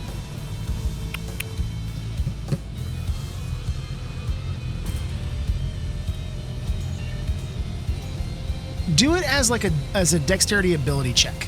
That'll still use your +3 on dexterity. That you use on your weapon attacks, but we're not going to add the plus from your normal proficiency. So if you want to roll dex as an ability check, we will do that. So I'll drive by and kind of like drive by shooting. Just chuck this flask, and I'm going to aim for that wheel right on the side to see if maybe, you know, they said that they all freaked out when I wanted to put holy water on these machines before, so maybe it's something cool. Gotcha. And you're just trying to beat a 19 to have this work. So the AC of the Demon Grinder is 19.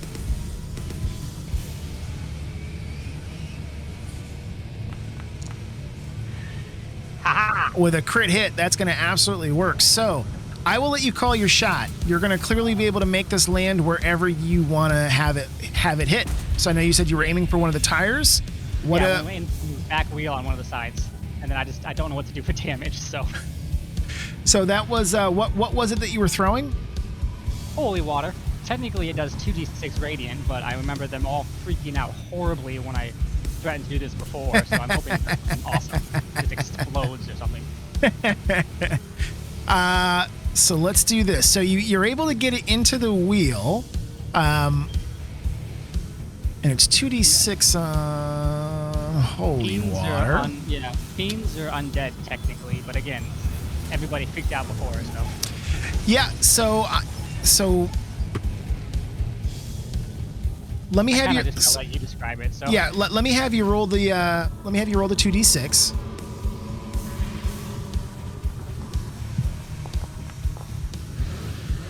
Okay. So let me. Times 2 for a crit. I don't know. Yes. Let me go minus. I'm actually going to double your dice damage. and then double some crit on that as well. I'm going to let it do 18 total because it's going to be radiant against this thing, and this thing's got a little bit of susceptibility to that. So as the holy water hits the wheel, bits of infernal iron and wood, some of the studs, like the grinding mechanisms that allow the wheel to turn, just kind of erupt in a holy flame, smoke billowing off of that corner of the demon grinder, trailing behind it as bits and chunks of the wheel kind of begin to disassemble and fall to the ground below. The demon grinder immediately, because this thing is basically a three-wheeler, immediately begins to kind of turn toward that wounded area or that wounded wheel, the balance of the machine being off. One of the great tusks mounted to the front of it, slowly digging down into the dirt of the path, causing that rapid turn to accelerate. It is now heading directly toward that kind of ramp piece that went out onto the plains. But if it continues this arc, it's going to basically roll straight out into that kind of wider open plain section rather than continuing on down the ravine. Okay, and then I keep on driving. Okay. So what I'm going to do here is we're going to say that as the demon grinder continues along this arc, so now that it's lost a wheel and Uziwag has yet to make it into the driver's seat, and there's nobody controlling this thing, the damage to that side, and because the tusk is beginning to dig into the dirt, this thing begins to spin out until it basically kind of comes to a slow stop as it rolls out onto the plain. And you see smoke billowing out of it. The giant ball and chain hanging off the back of it slowly comes to settle down into the dirt. It looks as if maybe they're trying to use that to slow down the speed of it. Again, though, those green flames are still shooting out of the tailpipes. Everybody roll a quick perception check for me.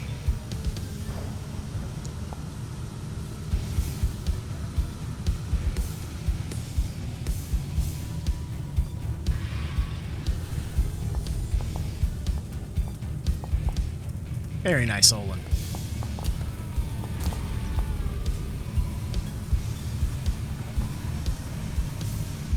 All right, so Severius is still very rattled from trying to take on a demon grinder head on. But the rest of you all rolled over 10, so you all recognize that those green flames coming out of it, and because of the speed that this demon grinder had as it came rolling down the hill, lets you know that Raggadragga had fed some demon ichor into the furnace. So this thing currently is set to a dash action, and like it's got that nitro boost going. So even though the wheel is horribly damaged and is like basically spinning itself apart from that holy flask, and it's got that tusk that's digging down into it, you can hear things inside kind of beginning to tear themselves apart a little bit, and they're dropping that ball and chain to try and slow the machine down so they can hopefully stop it before some of the internal parts begin to come apart. That is going to be Audrey's turn. So this thing is now about 60 feet away from you. You have passed it. And I will say that as this all spun around, I know that the original request that Ryan had was that after they passed, that he would swing the wheel and be behind it. So I will say that that maneuver has completed. We just got to get you back up to speed to be able to maintain pace. So you're about 60 feet apart right now. And my cape, I want to cast a spell on it. Okay. What would you like to cast? And you can target it. You can click on the demon grinder and hit T. It will target it for you, just like a regular, like one of the creatures. Okay, so it looks like it's targeted on mine. It says it's fully functional though. Is it still targeted on your end?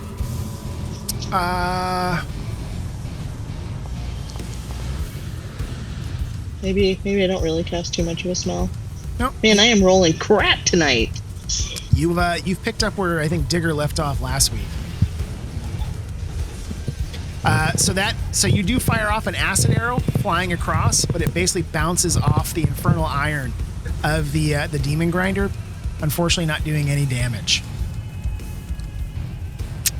That's gonna brings us to Jibsy. So Jibs is gonna slam the wrecking ball down into the dirt, trying to slow the demon grinder as much as he can. You do see that it begins to lose a little bit of its speed, but it is still actually at a higher top speed than what the tormentor is currently possible. Yiga is going to try and actually take a shot at Mr. Devil's Ride over here, since you're on Yiga's side and you moved in close enough to throw the holy water. That's fair. I was afraid of that. The good news is that you have a fucking insanely high AC right now. So I'm going to shoot... That's not even going to come close. And yet I still got hit. Yeah, I don't know why it's like it doesn't recognize the I'll pop that back on because that was over the damage threshold, but well below the armor class. I wonder why it does that. I will have to look into it because the AC is set correctly, but it's not recognizing it when it rolls.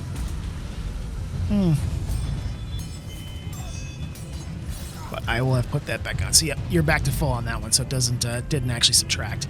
So Yiga fires off a harpoon from the wounded demon grinder. This whistling, gigantic, 2-inch thick harpoon comes slicing through the air in front of the Devil's Ride as you begin to kind of pull back away from the demon grinder. You see it, digging deep into the rock and kind of humming a little bit, thrumming, vibrating as it slams into the stone, burying half of its 7-foot length into the rock, making you realize that this is not something you'd want to have hit your bike. That's going to bring us to Finnick. Finnick is going to try and shoot at the Tormentor.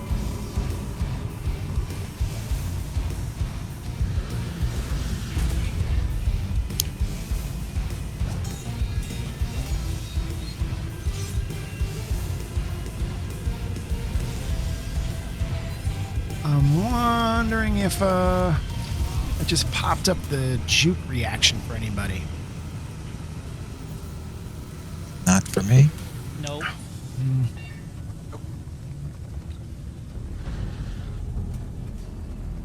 Just gonna give it a couple seconds here, see if it clears up. But for some, there we go. That is not gonna be a hit. And that damage would bounce off anyway, because 4 isn't enough, so we're okay there. That's gonna bring us back to Olin. So you're still concentrating on this spell so that Raggadragga doesn't come back. You're about 50 feet away from the demon grinder right now. And it is, again, listing really hard to the right, slowly furrowing a deep line, a deep groove. Yeah. Interesting. It must have had a reaction that popped up somewhere that nobody saw. Let me do that. Add that back. There we go. 8 is back. What would Owen like to do? So this thing is kind of slowly losing speed, digging through the dirt, headed out onto the plains of Avernus. Olin's just gonna laugh and point. I did that. All right. That's going to bring us back to Severia. So you're driving the wounded tormentor that's dented. You can feel that it is not as responsive as it had been. You can feel that there is a definite shimmy in your wiggle as it continues to perform, though. It is damaged. It is dented. You can hear weird grindings from inside, but the tormentor is still moving at a pretty good speed. What would you like to do with it?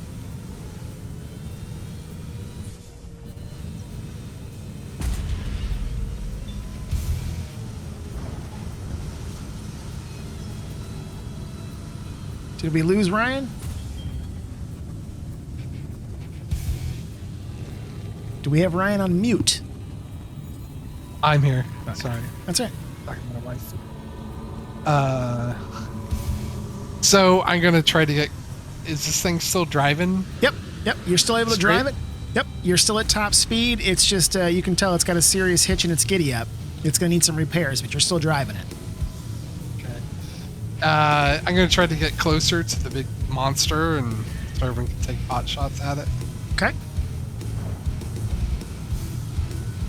What is that thing in the back there? And its tail. This thing, it's a giant. It's a giant wrecking ball. They're currently dragging it in the dirt, trying to reduce their speed because there's nobody driving the thing. Like an anchor. You got it. Okay. And that's all I got. Gonna try to get closer. Okay. That's gonna bring us to Alatar.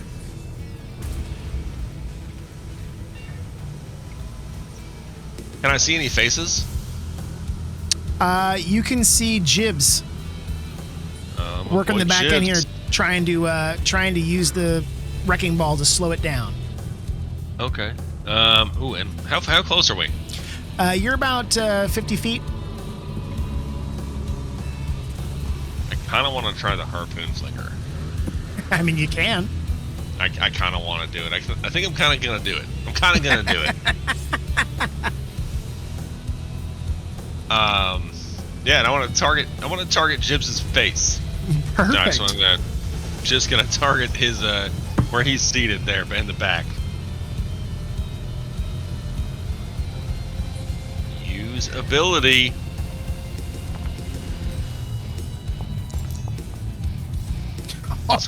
From that. Holy shit. Oh, So it makes me so happy. So the harpoon goes slicing through the portal, slamming into Jibs, and you see him get knocked back and away from the controls for the wrecking ball. The wrecking ball slowly rising back up out of the dirt, and the demon grinder beginning to pick up speed again, turning even more sharply to the right because of that continuously kind of decomposing rear wheel. That's going to bring us to Uziwag, and we are going to try something here real quick.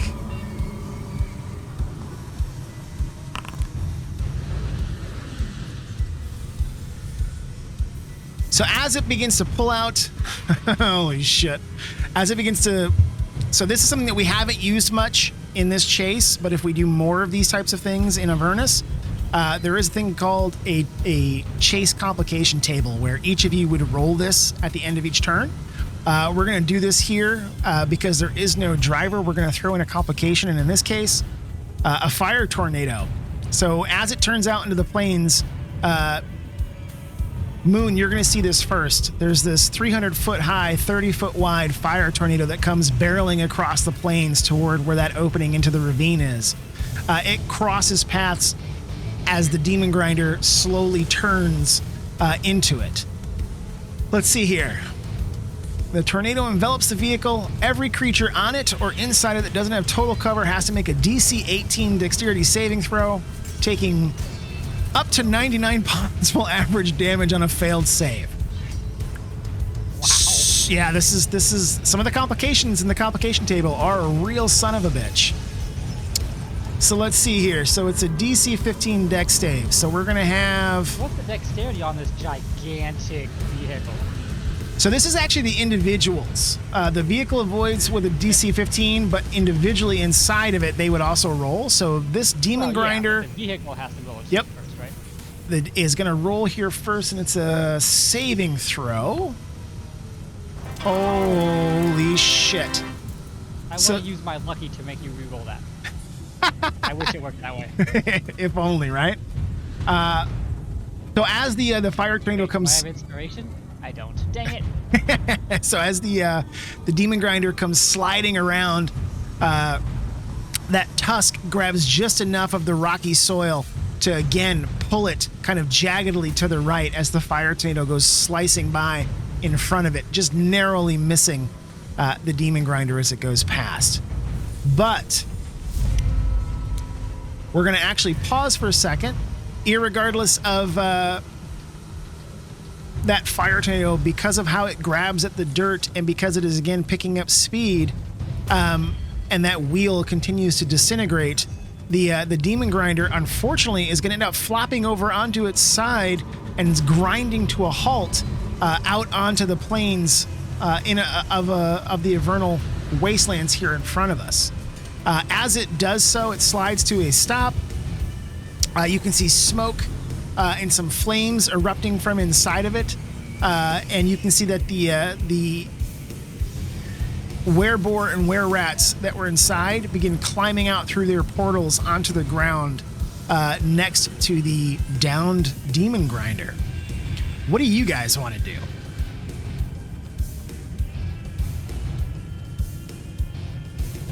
Annihilate them?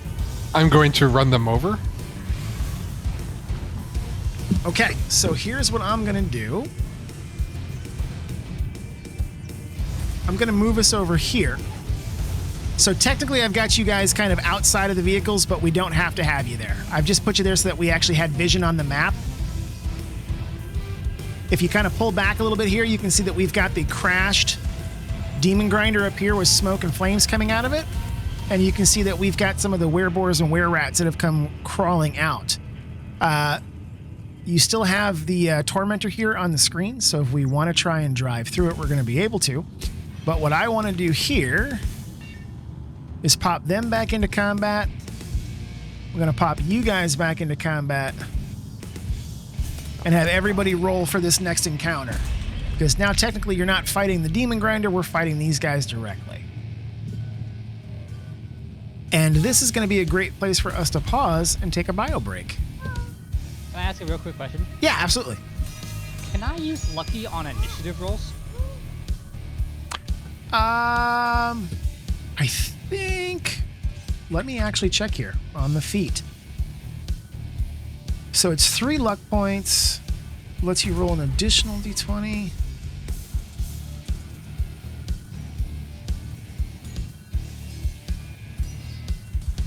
So it's on any d20 roll. It doesn't specify what it would be. It just says you can choose to spend 1 of your luck points after you roll a die, but before the outcome is determined. And I know that's the part we have to. It's a little bit hard for us to figure out because Foundry kind of pre-checks everything. So we're not going to worry about you having to know the outcome. You can just use a luck point whenever you want to re-roll anything that you would use a d20 for. Okay, I never get to use them, so I want to use one. I don't know how that's going to work on your initiative tracker, but just FYI. Yeah. So if you want to roll another d20, I can manually modify your initiative if the other one is higher.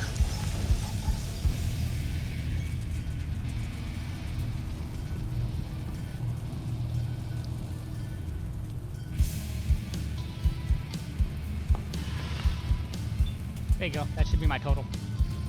Cool. So let me modify.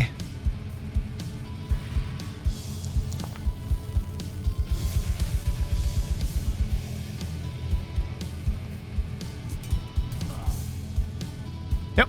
Now you've got a 17.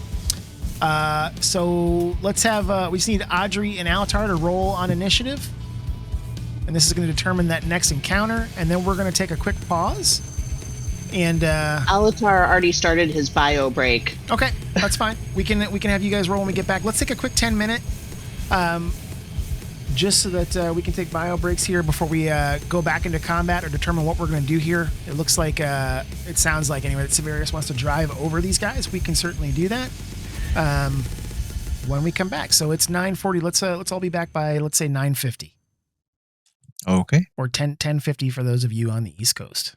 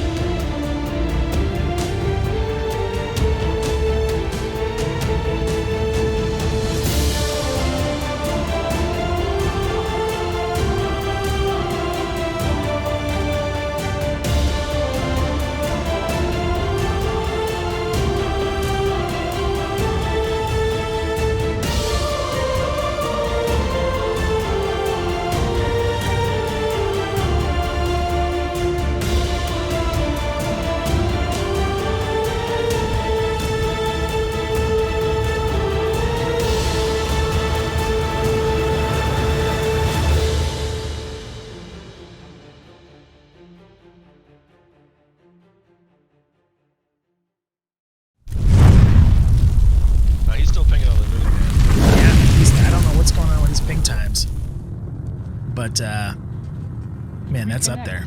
That is up there. Connect. I'm actually going to start us up since he unfortunately rolled really, really, really low. Shocking. Yeah. So technically, you guys, you do have you do have an option. So as I mentioned at the beginning of this fight, I've got your tokens currently sitting outside of the vehicles, but that was only, again, kind of theater of the mind stuff. Technically, you can still be on the bike. Technically, everybody can still be inside of that tormentor, bearing down on the 4 remaining characters here. What I'm going to do, however, is go ahead and clear the cover that they had on them because they are no longer inside, which means they don't get those bonuses to AC and Dex that the cover would have provided. So the question is, do we want to... you know what? I'm not even going to ask that question. I'm just going to go through the combat round. Severius is at the bottom. Hopefully Ryan's back in time for that. What would Moon like to do? So technically you're on your Devil's Ride here. Yes, it's paused, by the way. There we go. I'm actually just going to kind of line you guys. Yep. So technically you guys are kind of inside the Tormentor. The 4 of you over here. I'm just going to kind of place you to the side, though, just so that you have tokens on the board. So with Moon on his Devil's Ride, what would he like to do? So I'm presuming just that everybody hasn't got out of the Tormentor yet, or are we just waiting on to decide that? They're technically they are still inside of it. Okay. Then I am going to pull up alongside of it. I don't know if I already am based on this map, but I'm going to shout out, just, lay down your weapons. You will not be hurt. And try to diplomacy and to see if we could just avoid the combat altogether. All right, so that's going to be a persuasion. Wait, yeah, right. Yep. Wrong route system. Ah. It's all right. Your persuasion's pretty high, if I remember correctly. Yeah. that was the idea. Oh, yeah, you get a 9.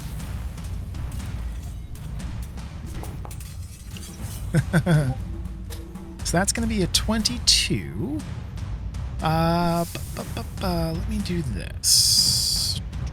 I'm being honest, so just because you don't want to do that. Yeah. Just because Moon's not going to try to drive over them with this broken Tormentor. I'm also not sure why I called you that, as I've never called you that in my life. But anyway. Let's see here. 22 is pretty high.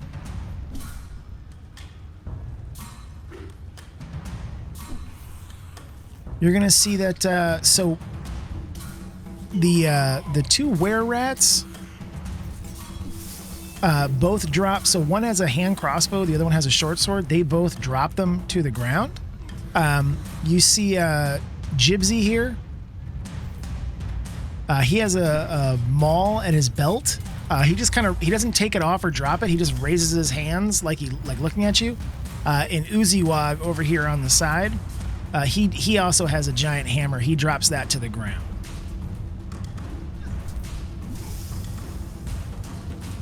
Their intelligence, wisdom, and charisma, anything that I would use to roll against that persuasion, are all sufficiently low enough with no bonuses or possible negatives to beat that 22. So I'm going to have that persuasion check pass.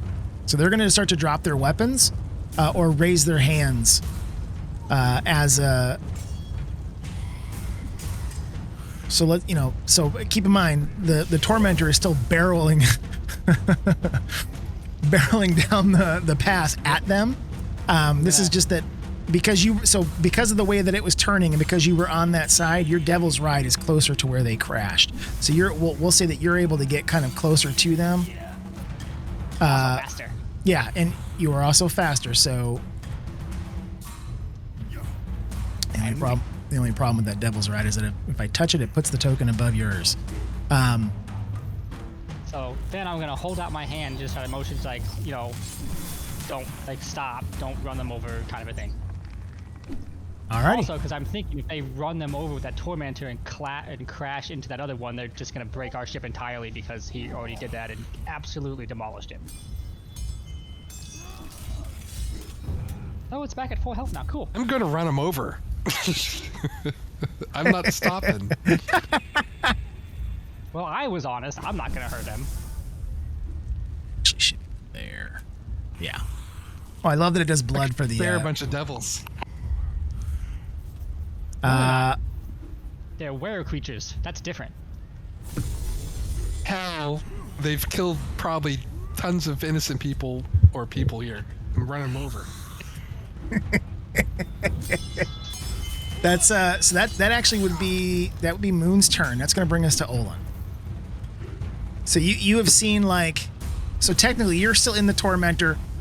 Severius is still barreling down the path, headed toward these were creatures that are dropping their weapons. You can see ahead of you that Moon has kind of slowed to a halt near them and is talking to them off the back of his devil's ride. You see them dropping weapons. What would Olin like to do? And we're going to say that you guys are about 50 feet away. Olin says, run him over, Severius.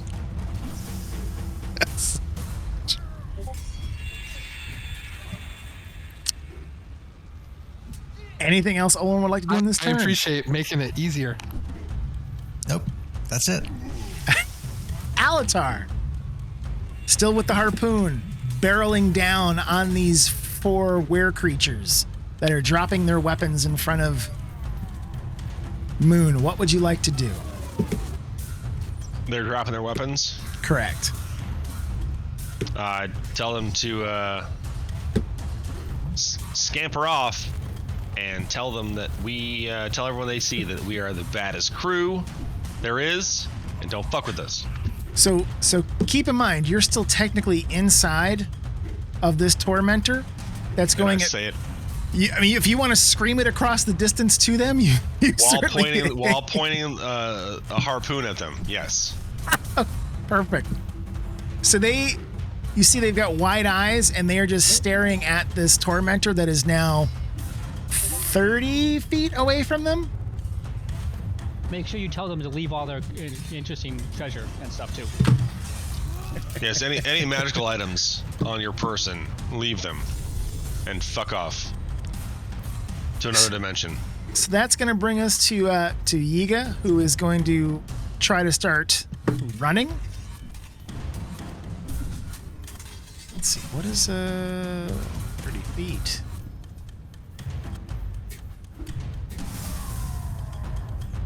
So Yiga is going to try to start running a little bit here. Uzi-Wog is also, I'm going to say that even though we've got you guys down here, you're coming from this direction. So Uzi-Wog is also going to try and run back to hide in the damaged demon grinder. He can just get to its edge. You're going to see he's going to try to climb up into it.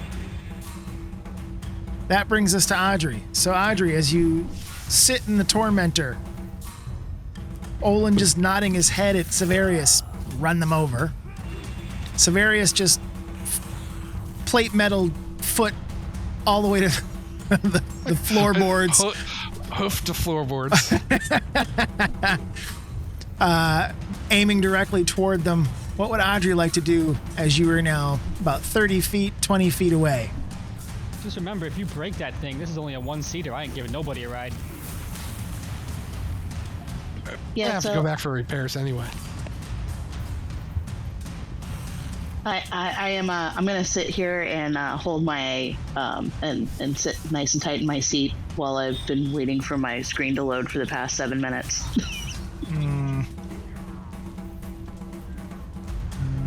Oh wow, she's got no ping at all. Yeah.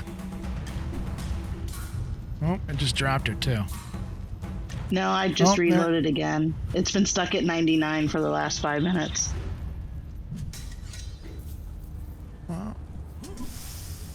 let me do this to try to help here a little bit. I'm just gonna I'm move. helping. I'm just gonna move us over. So if you refresh now, it should pull you into just because the game map doesn't really have anything in it. Ah, there I am. So that might help you load in.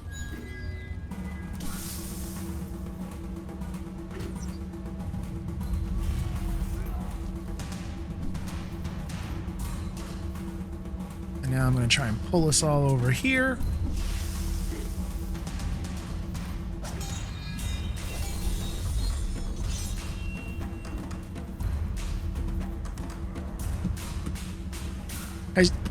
Ryan, have you been experiencing like any slowness on your connection tonight? The initial loading, and then, I mean, once it's loaded, it's fine. But yeah, it comes in slowly. So like that player window down the bottom left hand corner, you were showing like 5,000 to 6,000 millisecond response times. Yeah, my icons and the quick bar are loaded. There must be There's lots of other little things like that. Yeah, it's got to be something between like your connection and where the forge is hosting.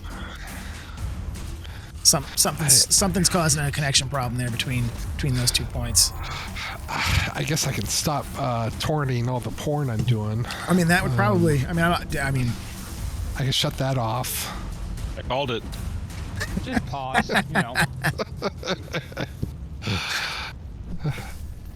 All right, so did it load up for you, Nikki? Does Audrey want to do anything in this turn, or are you gonna? No, I'm good. Okay. I'm just gonna wait for to see who runs who over and who tries to save who, and what the actual truth is gonna be in the end.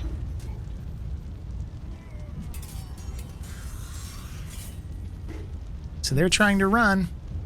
So that's going to bring us to Severius. So you are literally right on top of them, coming in this direction. You can go basically that far with the remaining speed on the 100 feet that you had. So it looks like you could probably drive over them or use your raking scythes on a couple of them. Let's do the raking sides. So as long as you get within 5 feet of them, you can hit them with the protruding blades over the sides. This thing pretty much looks like it's meant to run over people. So yeah. So you do have two options. So the raking scythes do damage. They have to try and save with a DC 13 dexterity, or crushing wheels, which again is a DC 13 dex. The blades do 2d10 plus 2. The wheels do 2d10. So as we try to go through, they are going to have to roll some dexterity saving throws. Let's go ahead and do Uziwag first. Let's go ahead and do Finnick. Then we're going to do Jibsy. And then we're going to do Yiga.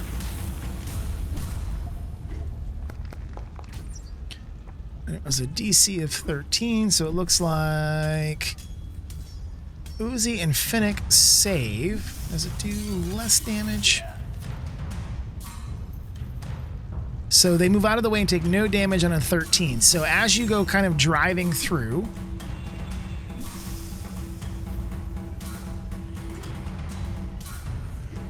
that is exactly correct, Olin. It is like one of those things on Greased Lightning. It's also like in what is it, Spartacus, the old Chariot. The chariots, yeah, with the spinning blades. I think it's a little bit like that too, maybe on the wheels. So as you come through, let's see, it was Uzi and Finnick. So these two up front both kind of jump out of the way as you come barreling through.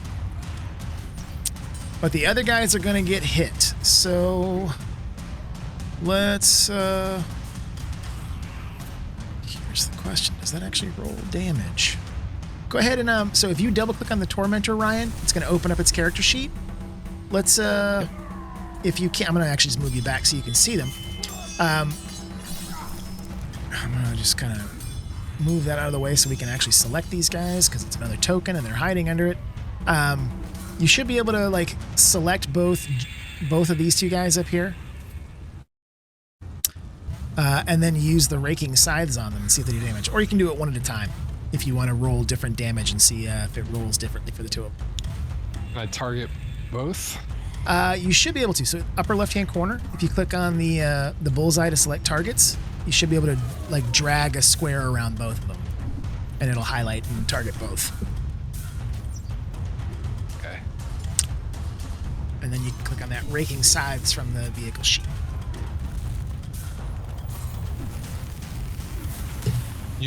You must target at most one token before rolling the attack. Huh. Hang on one sec. I might be able to fix that. I think I'm targeting, not the machine. Go ahead. So, make sure you click on the tormentor. So the tormentor's highlighted. And then make sure. So they've both got to be targeted by you. Good. Then click back on the tormentor, and you try to roll its raking scythes now. Let's see if that works. Yeah. Oh, no.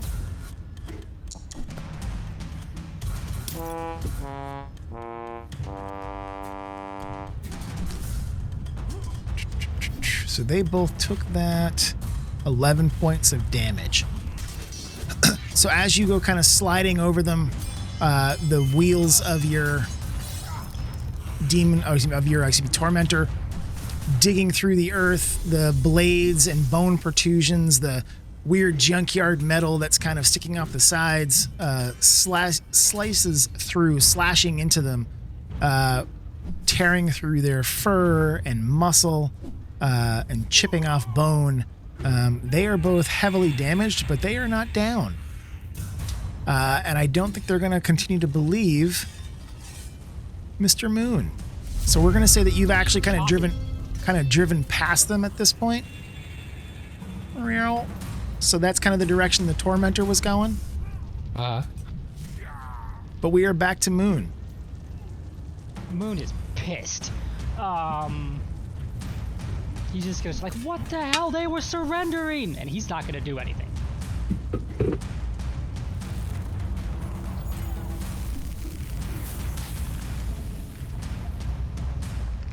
All right, that's going to bring us to Olin. Olin's just going to look at Severius and say, another pass.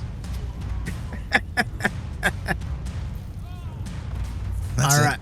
All right. So that's going to bring us to Alatar. You going to harpoon another one of these fucking guys? More Eldritch blasts from the back? Nope. I gave them the pass. They turned around and ran. We're just going to kind of continue to let Severius drive back and forth, reverse back and forth over these road bumps. Can I yank him out of the driver's seat? I mean, if you wanted to try, you certainly can. We'd probably have to do it as a opposed grapple. Let's do it. So you will have to. So you would do it's going to be opposing athletics checks, basically strength checks. I'm just glad as a group we're always on the same page. Yeah. I'm just looking at my bag of beans. So if Severius needs to roll an athletics check to defeat that, they'll keep the seat. If he rolls less than a 7, you can pull him out of the seat.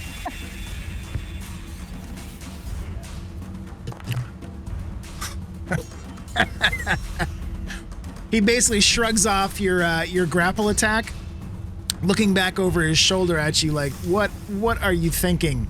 All right, then I hop out and walk away. So is this like the Gandhi hour or something? I mean, we're literally in hell fighting demons. And you guys You guys want to extend the olive branch to everything. And I got flack for trying to slap the shield out of the hand. Yeah, okay. Yeah. So just to be clear, you're still moving at top speed. So if you jump out of this, there may be some physical harm that gets gets leveled upon Alatar for jumping out of the rolling tormentor. Well, I guess I'm just a passenger then.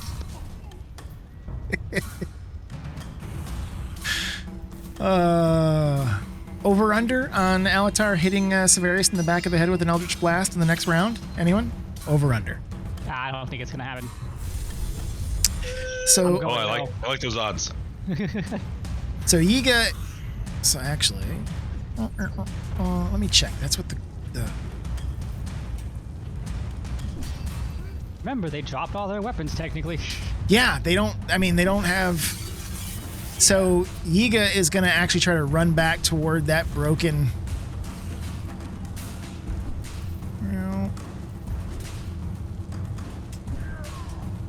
And Oziwa, because this thing is actually right here-ish, I think is where it was originally. There we go. So Oziwag is going to climb back inside the thing. So this guy is now back inside the I can't twist the token, but the demon grinder is technically on its side, with like its underbelly pointed towards you guys. That brings us to Audrey, riding in the back of the tormentor.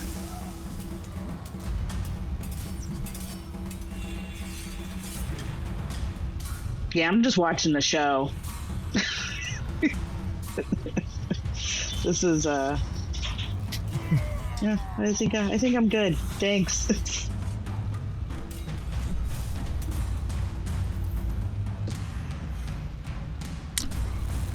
Fennec's gonna make a run.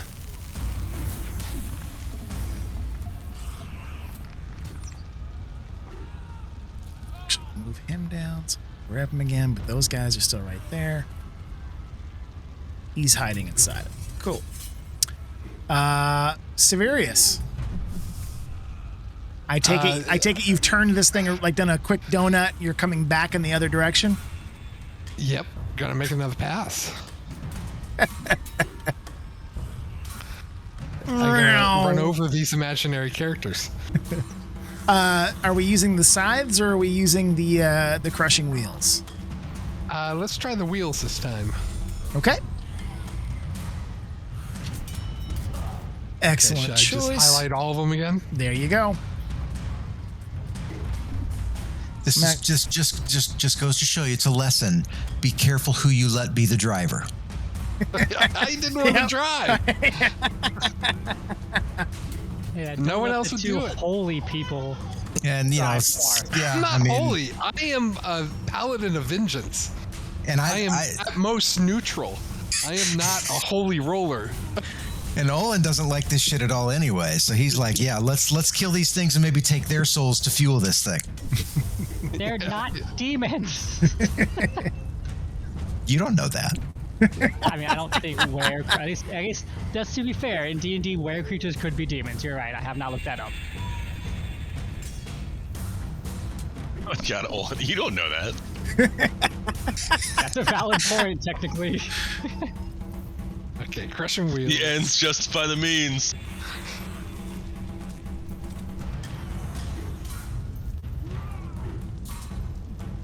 Yeah, I'm trying to do the one action. Oh. It's not working. There's a reason for that. We're not supposed to kill the imaginary bear. We're all imaginary, man. We're all imaginary.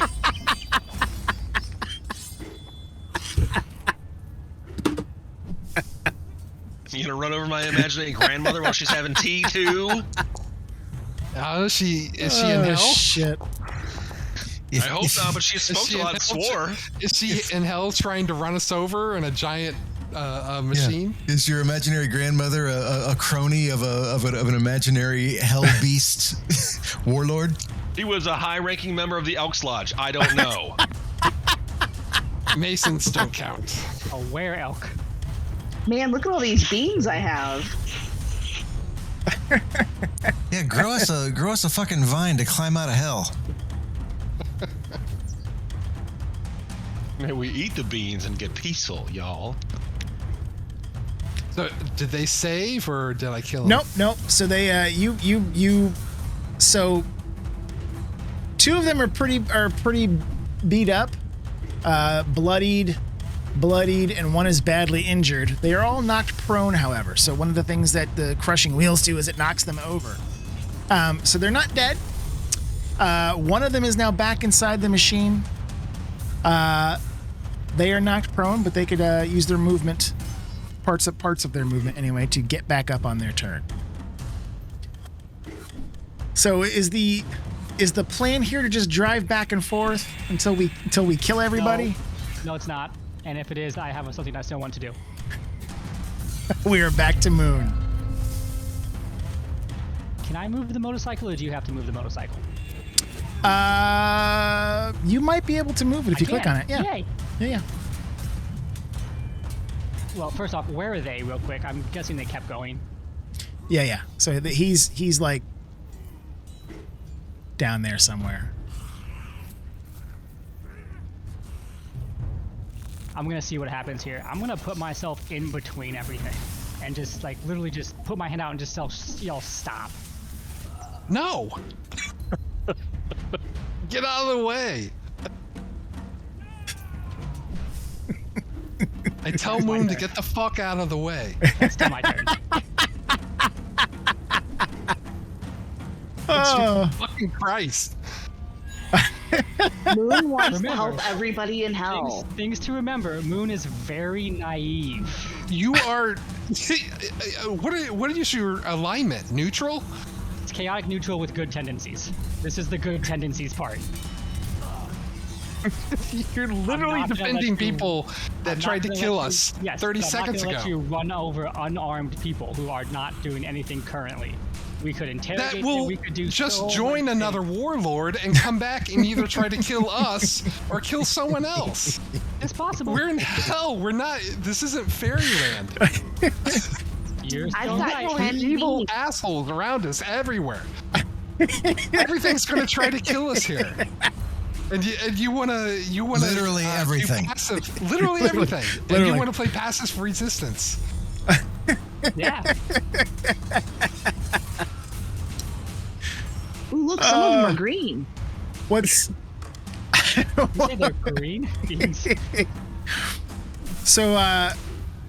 I've been waiting for this party to have these types of, because literally, with the exception of Olin, you're all like I think you're all chaotic neutral, with the exception of Olin. Just depends And on how I you think- play it. I think Alatar might be chaotic good, which is why he tried to pull Severius out of the seat. And that's why I'm counting beans. Okay, so Moon has blocked your pathway of ease, so your tormentor can't come sliding back through. You, Not saying you can't go around, but still. so as the tormentor turns around, you see Moon on his devil's ride, kind of parked near the prone were creatures, laying in pools of their own blood. The heavy infernal iron tracks of the wheels of the tormentor imprinted across their torn bodies as they are struggling to rise. What would Olin like to do? That was a calculated risk.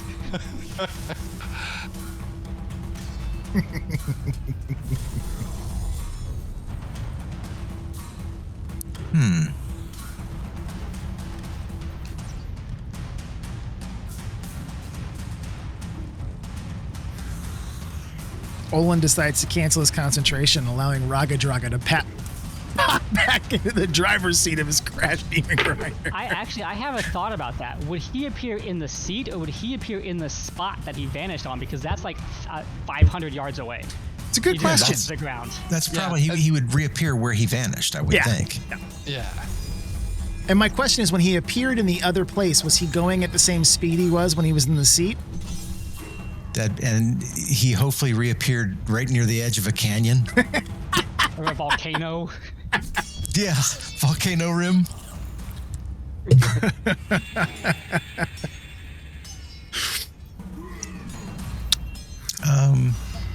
I mean, we're still in the moving vehicle, right? Correct.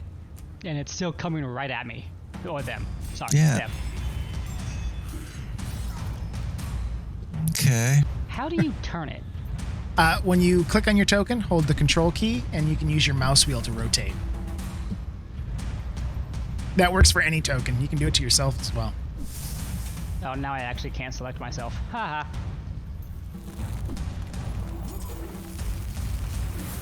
Well, I can't really It's cast. fine. I can't really cast another spell.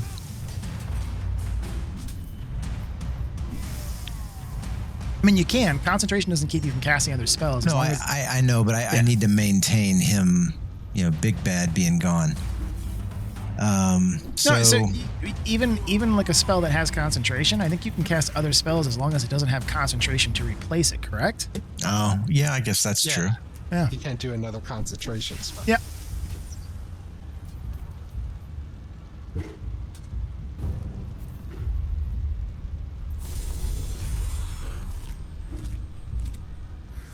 Olin pours a vial of demon ichor into the infernal furnace, You could run me over making the faster. tormentor go faster.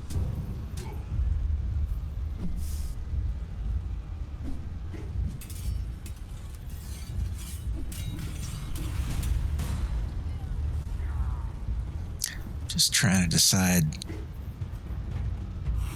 if I have anything worth casting. Well, yeah, I do. And that guy's already injured, yeah? Yeah, they're all injured, yeah. Yeah.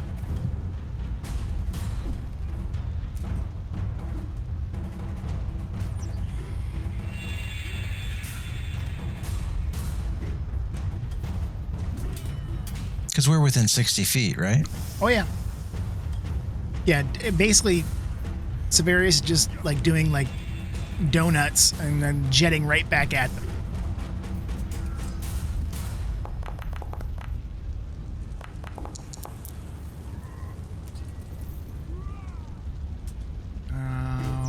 Yep. So he is Finnick is near death. Our favorite were-rat, harpoon slinging were-rat, is just about done. Oh no, the other one's my favorite. For no reason. So Alatar is sitting in the back, watching Severius just do donuts and drive back and forth over these were creatures. What would our sorceress warlock like to do? I will do another athletics check to pull him out of the seat.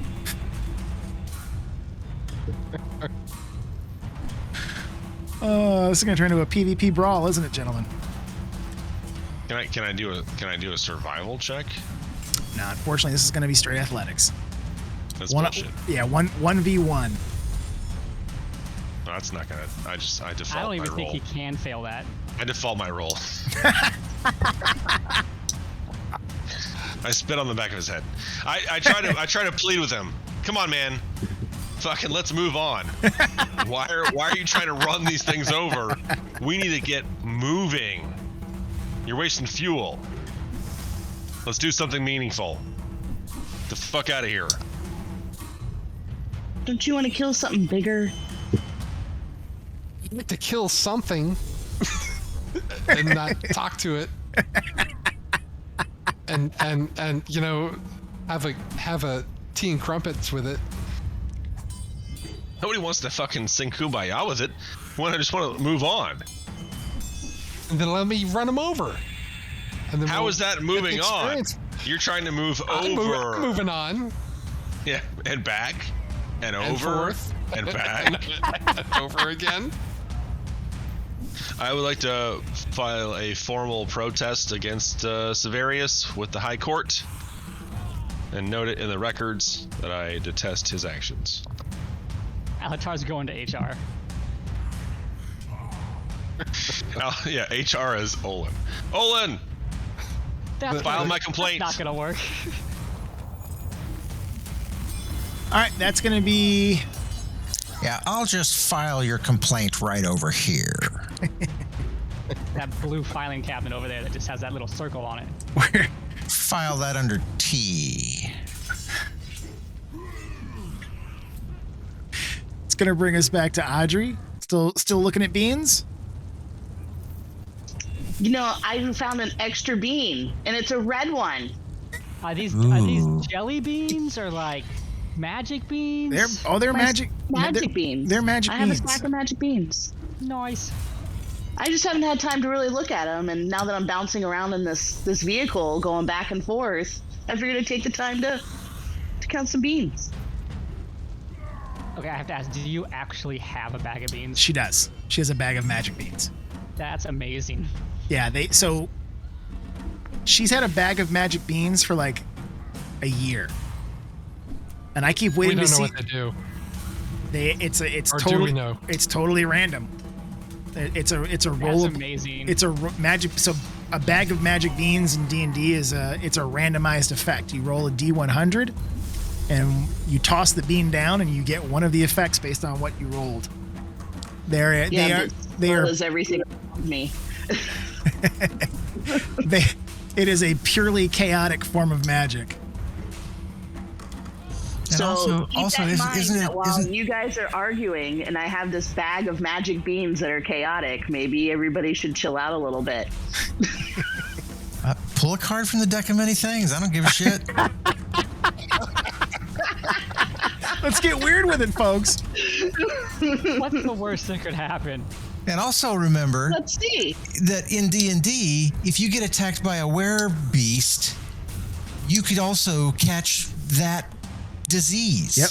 Curse of So- the curse of Fight Fight these Lycanthropy. lycanthropy. fucking things, and then we'll get away from them. Now, let's give them their weapons back and some food. Send them on their way. Maybe a ride. Do they need a ride?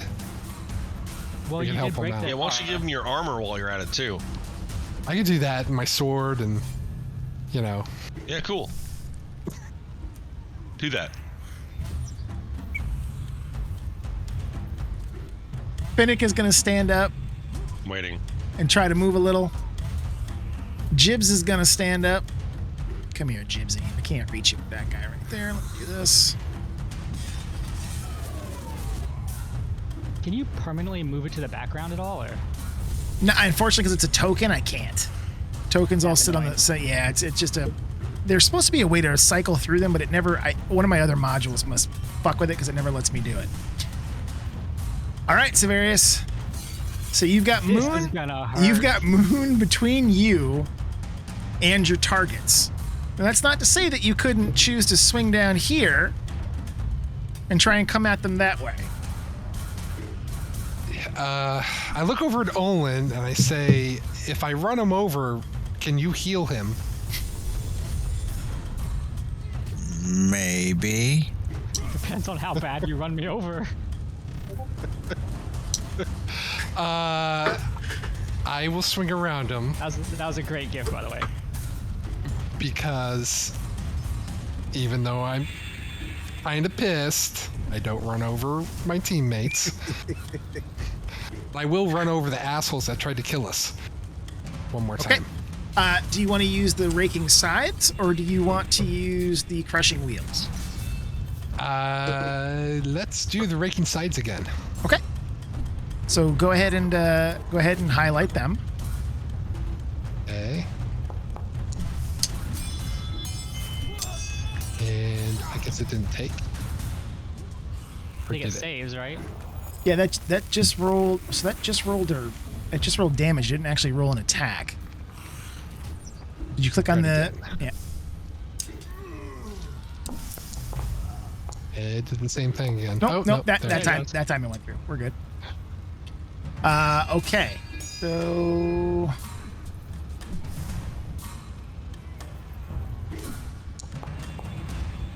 Let's do that. I gotta move this sucker out of the way here so I can kind of see something. Nope.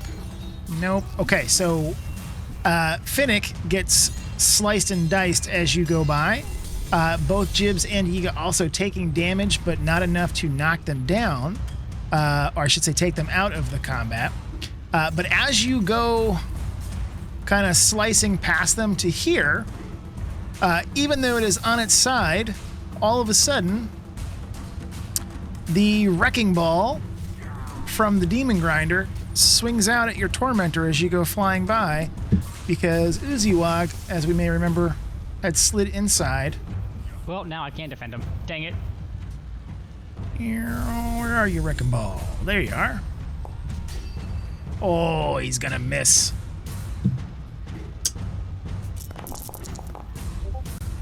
That's not actually gonna hit for that damage. Let me put that back on there. It missed at a 15. You got a 19 for your AC. And they're moving, so I think even higher than that. Holy shit, Corey.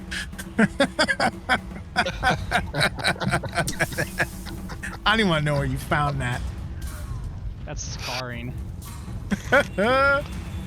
Wrecking ball. Fucking run, Jeremy. All right. That's going to take us back to Moon.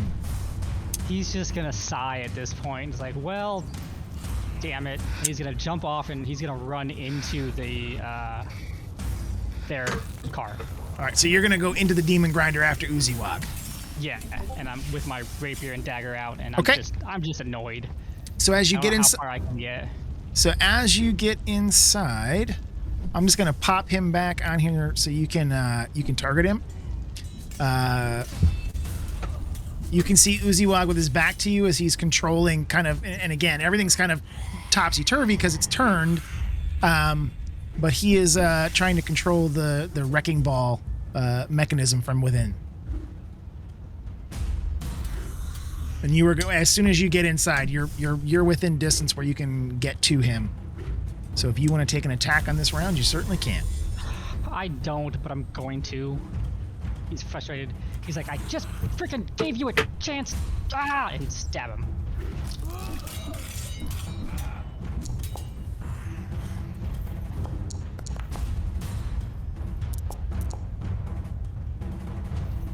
So you come up behind Uziwag, unleashing your Lathander's Rose Rapier, slicing into the wereboar from behind. Uziwag screams out in pain, kind of falling forward across the controls of the wrecking ball. You hear it outside slamming into rocks as it responds to him banging into the controls. I think you have to give him that 12 too, right? I don't know if that took the sneak Nope. attack. It did. Okay. Yep. And then I'm gonna lash that with my dagger also. Cool.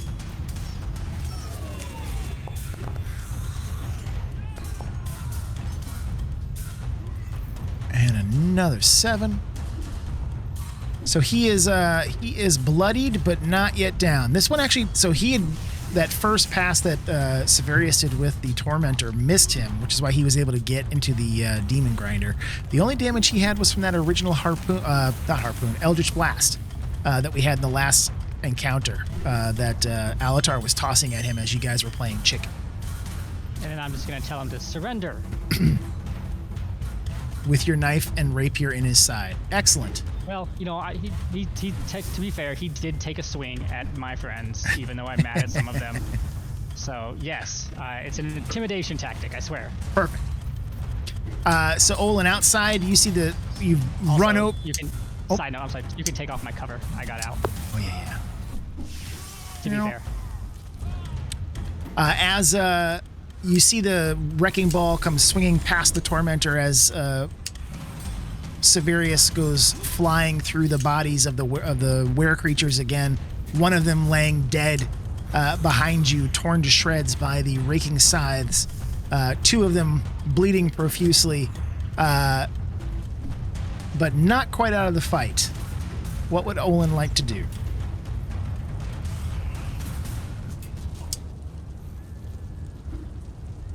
Okay.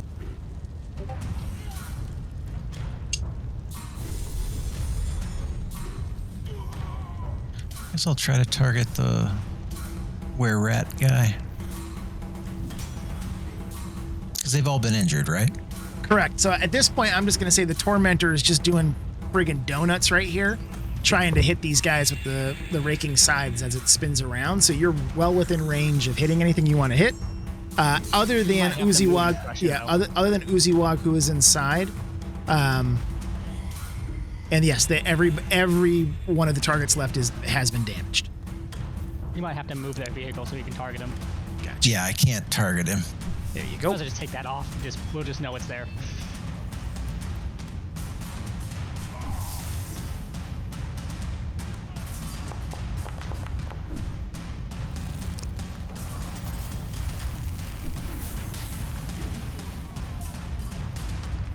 And with that, as you hear the clamoring toll of a bell, you see energy leaching out of Yiga as the were-rat falls to his knees and then down to the ground, dead, his body twitching, blood spurting out of the wounds that he had received, the gaping wounds from the raking scythes. But Olin's magic is enough to end him. That brings us back around, unless you bonus action for Mr. Olin. Brings us to Alatar. So as you're watching from the turret here, Severius laughing maniacally as he just keeps revving the engine and turning the wheels, spitting dirt and pieces of were creatures around with the raking scythes. Olin casting spells out the windows as the machine spins. Audrey counting her beans. You're hoping the machine doesn't topple and cause one of them to go flying out the window. What would Alatar like to do here? You got one target left. They were trying to get back into the vehicle to attack us. Is that? One of them was. The others may have just been running for their lives. It's hard to tell. Would you like to do an insight check? I would. Let's roll an insight. Let's see what it tells you. Hopefully something insightful.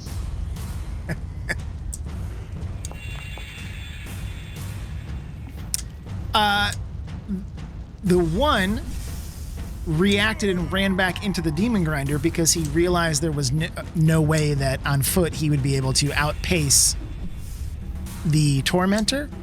The other three were trying to run around and take cover behind the demon grinder because they didn't understand why they were being attacked after the nice kitty cat told them, "Don't worry, we won't hurt you if you put your weapons down." And the one that remains alive. What was you? I'm sorry. The one that remains alive. That was so this part one, of the group that was trying to get cover. Yeah. He was just trying to hide. Yeah. And at this point, he's been driven over, sliced. Yeah, I'll hold my action. He's dead. Uziwag here is going to. He does not like being stabbed. He is going to drop his weapons. He doesn't have any. Yeah. No, that's right. He dropped them all outside. He is going to just take his hands off of... Yeah, it was Jibsy still had his on his belt. Uziwag is going to remove his hands from the controls of the wrecking ball and just kind of stay where he's leaning against the side of the tipped over internals of the machine. Audrey, does one of the beans accidentally go flying out the window? No, I put them back. I already counted them all. What Figured everything. Everybody stopped yelling. Would you like to play your pipe of the sewers out the window?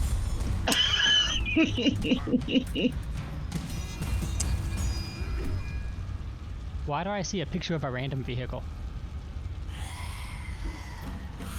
I don't know. Oh, okay, cool. Yeah, I saw it too. For me too, yeah. I dismissed it. Was it a GTO? I saw that one too. I didn't know if it was done for a reason, like, you look behind you and there's another vehicle coming up, kind of a thing.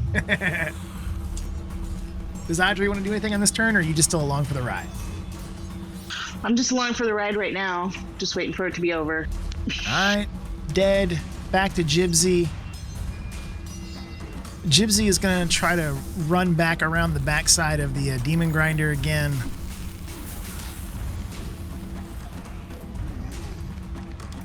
I don't like the cut of his jib. Severius. Chomping or crushing wheels or raking scythes on Gypsy. Since I'm pretty sure you're not going to let him get... or do I have to get out? No, you Should I can get out and finish him? You could drive around the other side. You could slide to a halt and jump out and go after him. Whatever you want to do, my friend. It's your call. So there's 2 left. And, Correct. And so this one here, so these two, this one, Uziwag and Moon, are technically inside of the demon grinder. Moon has gotten Uziwag to drop his weapons or throw up his hands and give up. This one is running away from you. Everybody else is dead. Okay, I'll jump out and go after this one. Alrighty. There you go. Thank you. So we're going to say this is here, kind of slid to a halt. Drove over the other ones. We'll put you there. So this... I will swing my mace. Yep.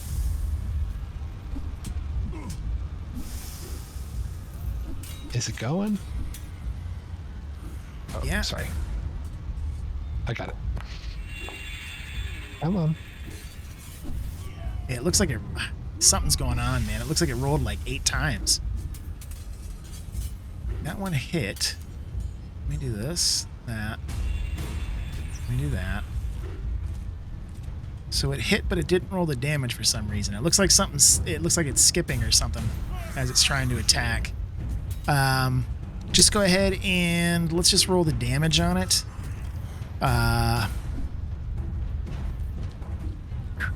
He doesn't have any kind of reaction ability, does he? No. It would have popped up on my side, and it didn't. That's not to say that Oh, roll damage? Okay. yeah, I'm just checking. No, he doesn't have... No, the Jibs doesn't have any reactions. Oh, there it goes. Just went. Yeah, no, I manually did that. gotcha. Never mind. Is that enough to finish him, or do I need a divine smite here added? So that is not enough to finish him. It is close. He is near death, but he is not down. You technically still have one more attack with the skull flail, or you can use your divine smite. I'm going to use my divine smite to add on to that. Okay. Yeah, none of my... Is that not going either?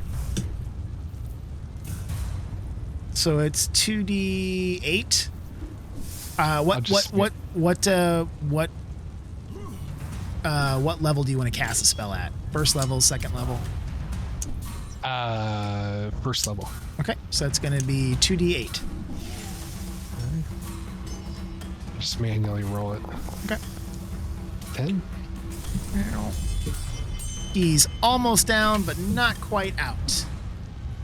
You technically still have one more attack with the skull flail if you want to, because you get two melee attacks. That's also going to be a hit. He's dead. He's dead.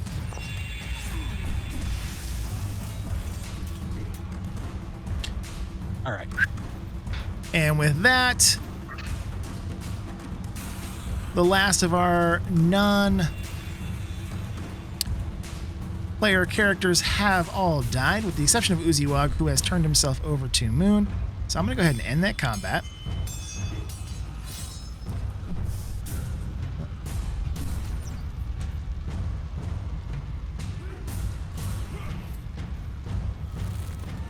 Get us out of that combat track. So you guys find yourselves beside the steaming husk of this demon grinder as Moon leads Uziwag back out. Again, it's the demon grinder is on its side. So it is not currently in a position where it can be driven. So you guys find yourselves, I'm going to kind of pull you guys up here a little bit. Let me go ahead and Turn them. Okay.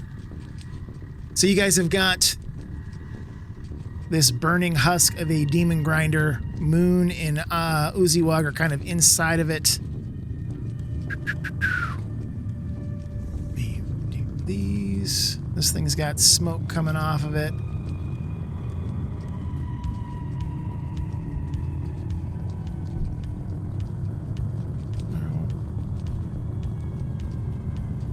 What'd you guys like to do? I has questions. All right, what questions have we got?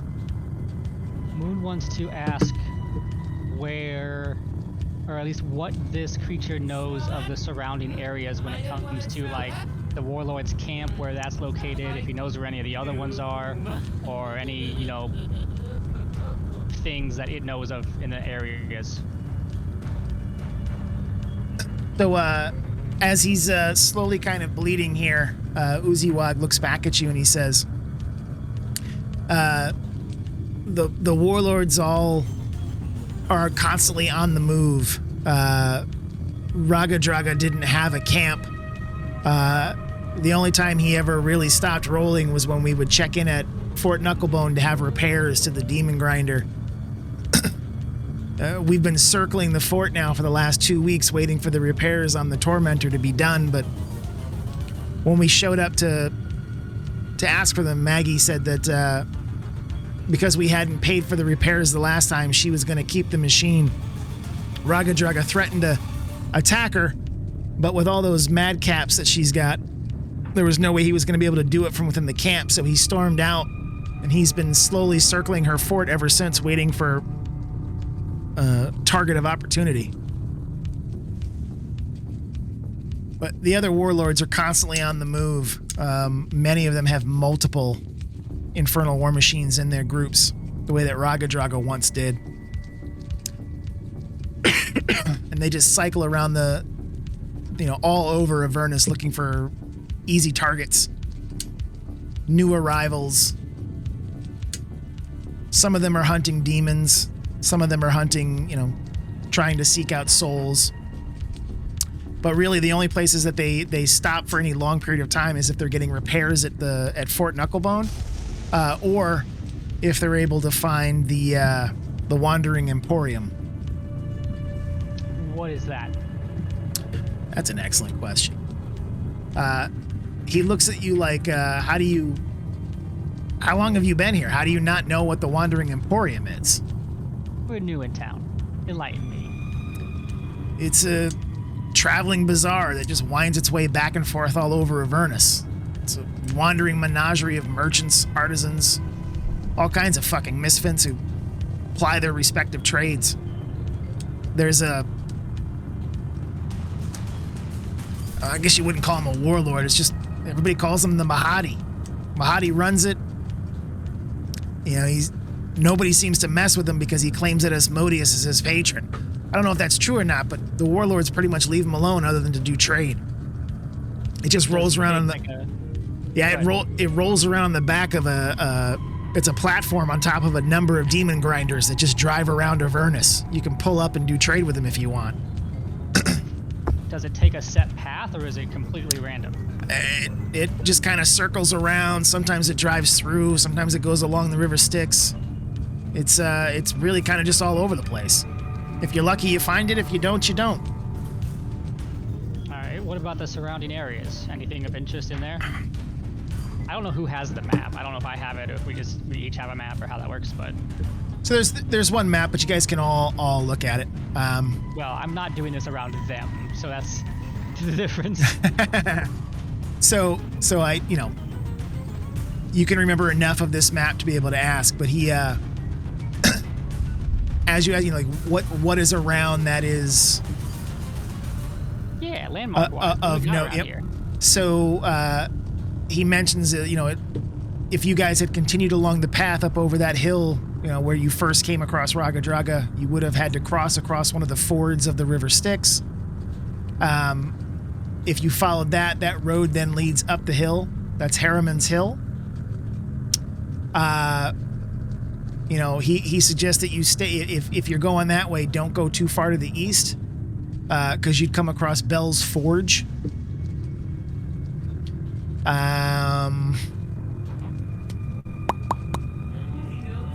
Far to the north is the Mirror of Mephistar, which is kind of tells you it's some kind of strange devilish oracle. I've never been there though. I mean, there's crazy shit all over Avernus. How long have you been here? Not long, because I can't remember exactly how long we've been here, but not long. Were you guys like in day 4, day 5? Yeah. The days blend together. It's hard to tell. But recently. I mean, there's things all over Avernus, and if you blink twice, they change locations. It's the hells. Time and space act funny here.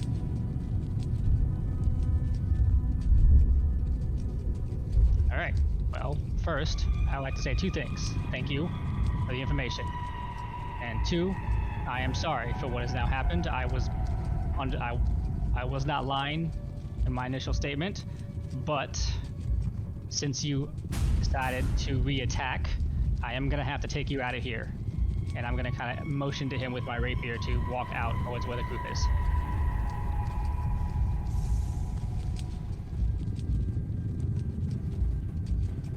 All right, so the rest of you see Moon and Uziwag coming out of the demon grinder. What would you guys like to do? I imagine I had him put his hands on his head and everything too, with my rapier at his back. Yeah, he's got his hands up. He's bloodied, bleeding pretty profusely from the wounds. You guys are out here standing over the corpses of his fallen friends. Okay. What do you plan to do with them? Right now, I'm just going to bring him over to the group and say he has surrendered, and he has given us vital information about the surrounding areas, the things we may need to stay away from, or how to get to certain places. I leave it to party as he attacked again. So what's the plan? We're going to take him with us? No, that was the intent of my plan right there, is I'm going to bring him out because, yes, he surrendered. Yes, you decided to run him over anyway, but then he did choose to attack, which I understand, but I still need to bring him out through party decision as to what happens.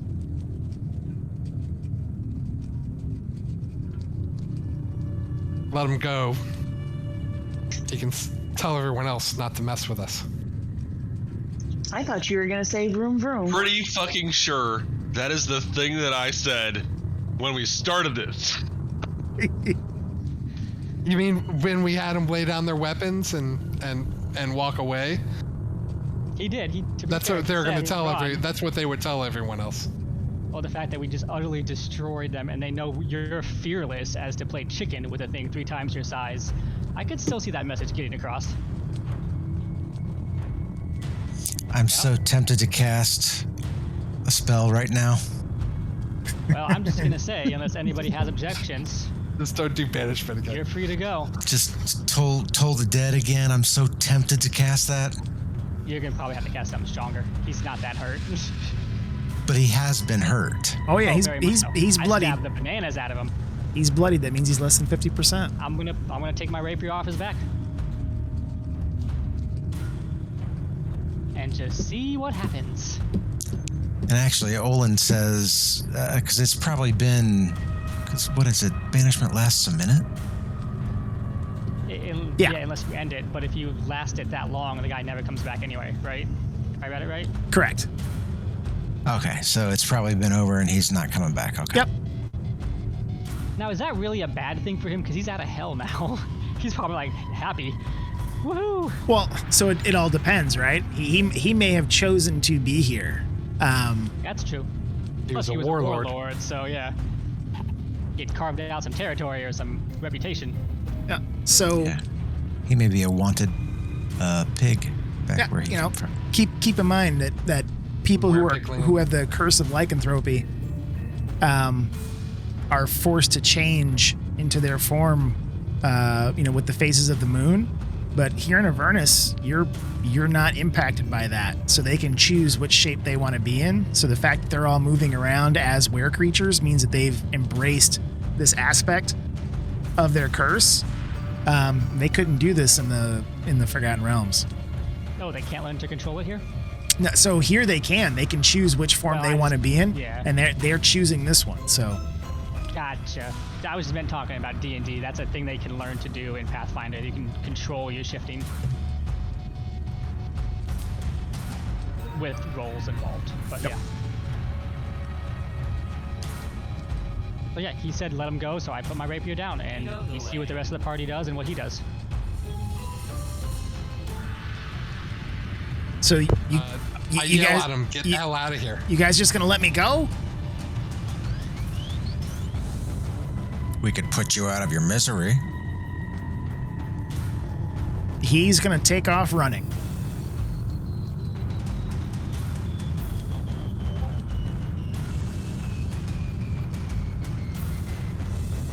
Yeah. So he runs out. Somebody shoot him in the back. Like I said, I waiting was for real it. tempted. I'm waiting for that Toll of the Dead still. Okay, so that puts us about midnight on the East Coast. This is going to be a good place for us to actually break for this session. So this was my guess is that our future sessions with vehicle combat won't take quite as long because we'll have an idea of what we can and can't do. But let's do this before we actually call it a night. So you've got a broad-sided, half twisted over demon grinder here. You've also got a heavily damaged tormentor. The tormentor can be repaired. It does have, you guys remember I said it has a repair DC of 20. But you also, the way that you can try to improve upon that is if you have tools that you carry, like smith's tools, that kind of thing, tinkerer's tools, anything that you can think to role play to try to fix it, you could certainly try and do so. Otherwise, your options are to continue driving it the way that it is. However, it's going to, again, have disadvantage on any of those dexterity saving throws, like the juke, that kind of thing. Or you could try to go back to Fort Knucklebone to fix it, or you could continue on to Haruman's Hill. You could try to salvage things off of the demon grinder. You could try to flip it back on its side and drive it back and get it repaired as well and have an additional vehicle. Like there's all kinds of shit you guys can do. So think about. That's what I was thinking is we upgrade to the bigger piece, bigger machine. Or we could have three This was vehicles. actually, I don't mean. Do we You want the wanna- one that has the claws come out of the tires? Yeah. we also could go back to get the repair and She offered to repair. and ask how much it's worth her not having to deal with the warlord anymore that So we you- just got rid of. Yeah. So you guys are about, so where you are right now, you're about halfway between Fort Knucklebone. If you guys don't, so there are some journal notes on the map. If you don't see them, if you click on the bookmark thing on the left-hand side and the pin, it'll turn on the journal notes. I do have one here for Fort Knucklebone. Once you see other stuff, it'll get added. So there will be one kind of up here once I create it for Haruman's Hill. That's where you were headed. So you're about halfway in between Fort Knucklebone and where you were headed. If you want, you can head back and get repairs and come back out. If you want to continue on, you can certainly do so. I would say that if you want to try to salvage that demon grinder, you can certainly do so. Using the Devil's Ride and the Tormentor, if you wanted to try to like rig up some chains or ropes and pull the thing back over onto its wheels, you can certainly do so. It is damaged, however. It has the same kind of damage as the Tormentor. It has a damaged axle. So it also will have problems driving, but you could probably get them both back to Fort Knucklebone if you wanted to. I think that's what we should do. She offered to repair them. We could upgrade. We could take all three. We could sell one. We could probably do all that pretty fast in the next session. Yeah. I don't think we're very far from Knucklebone, right? I mean, we could certainly, you guys weren't even a full day out away from it. So if you want to do that, we can certainly do that. What I will say is, we will pause there. If the plan is to try and get the machines back for repairs, we will pick up next session, seeing if you guys can make it back without another encounter. And if you can, what Maggie's going to charge here for repairs. Cool. Okay. Cool. All right, and I know at the beginning I had kind of a lengthy discussion asking questions about how we can continue with the adventure. I'm more than comfortable with doing it linear fashion. I will work on making sure we've got content beyond Haruman's Hill. The good news is I already had that built out plus the next section. I thought we might get to Haruman's Hill tonight, but we didn't. So I've got some leeway here in terms of how much I've got to get built out for our next session in 2 weeks, but I will just try to work ahead and keep myself there so that we don't have any delays as we continue playing. That was fun, guys. So there's our first vehicular combat. It will go a little bit faster, hopefully, in the future as we kind of combat things. I did not expect banishment. I also did not expect chicken. So that was pretty fucking cool. I think that I will probably change that up for any sessions in the future and get rid of the moving video because I think that might have been part of what was causing problems with load times for folks. We'll just kind of theater the mind it and just place the tokens so we know which directions folks are going in. But what we will introduce if we do another vehicle combat is that there is it's another piece of it called complications, where at the end of each of your turns, everybody rolls a d20 and possible complications from the chase or the battle appear. We did one this time, and that was what caused that fire tornado to come by. What will happen though? Yeah. So, but what will happen is that as we do these chases, you will each be doing this on your turns as well as whatever enemies. So everybody does that. And it's a d20. Half of the list has things that happen. Half of the list doesn't. So depending upon what you roll, it may be nothing. Depending upon what you roll, it could be a fire tornado that comes blasting through trying to, burn you all to a crisp. So it makes the combat in vehicles that much crazier and that much more chaotic. So we'll introduce that next time and kind of use that as the intended mechanic, the way it's supposed to be used. I just wanted to be able to focus in on making sure the tokens and the actions and attacks and targeting and all that kind of stuff worked. The Forge is an awesome platform. It's a little bit harder for me to test things from your all standpoint rather than just as a DM. So I wanted to make sure that all of the functionality was working there. There's still something weird with the armor class I'm going to try and fix, but yeah, I'm pretty happy that it actually worked out. I have had never 20 some odd years of Dungeons and Dragons. I've never done vehicle combat. I don't know if you can believe that, but that's the truth. I can believe it since it's a fantasy setting, but technically horsebound combat could be considered vehicle combat. I've never even done that. Like I've never been in a game where I had horses and rode anywhere. I did that kind of thing. Like it's just, everything's always been a dungeon delve or, inside of cities, that kind of thing. So wagon on wagon violence. Yeah. I was super excited. I think the closest to like vehicle combat I ever got was when you guys did that Fandelver campaign and got attacked on the back of your wagon. But yeah, cool guys. Thank you everybody for tonight. That was a lot of fun. We will pick up next session. We'll do a quick turn if we can get you back without, we'll roll some random encounters. But if we get you back to Fort Knucklebone and back, we should hopefully get to Haruman's Hill next time. And you can see what is going on there. And if Lulu, what Lulu remembers about where the sword was hidden. Not gonna lie, I'm a little sad. I'm gonna miss the fallout from the party conflict next week or next time. I'm sure it will continue. I had many arguments prepared since it started. I was thinking the whole time. As with many. Maybe you need to forward that to us. Yeah. Send it on. Yeah, put it in the role play. We'll put it in the role play. Yeah, we can role play that. Help you out with that. Perfect. All right, y'all. Thanks, everybody. Have a great night. You too. Later. Bye, everyone. Night. Good night.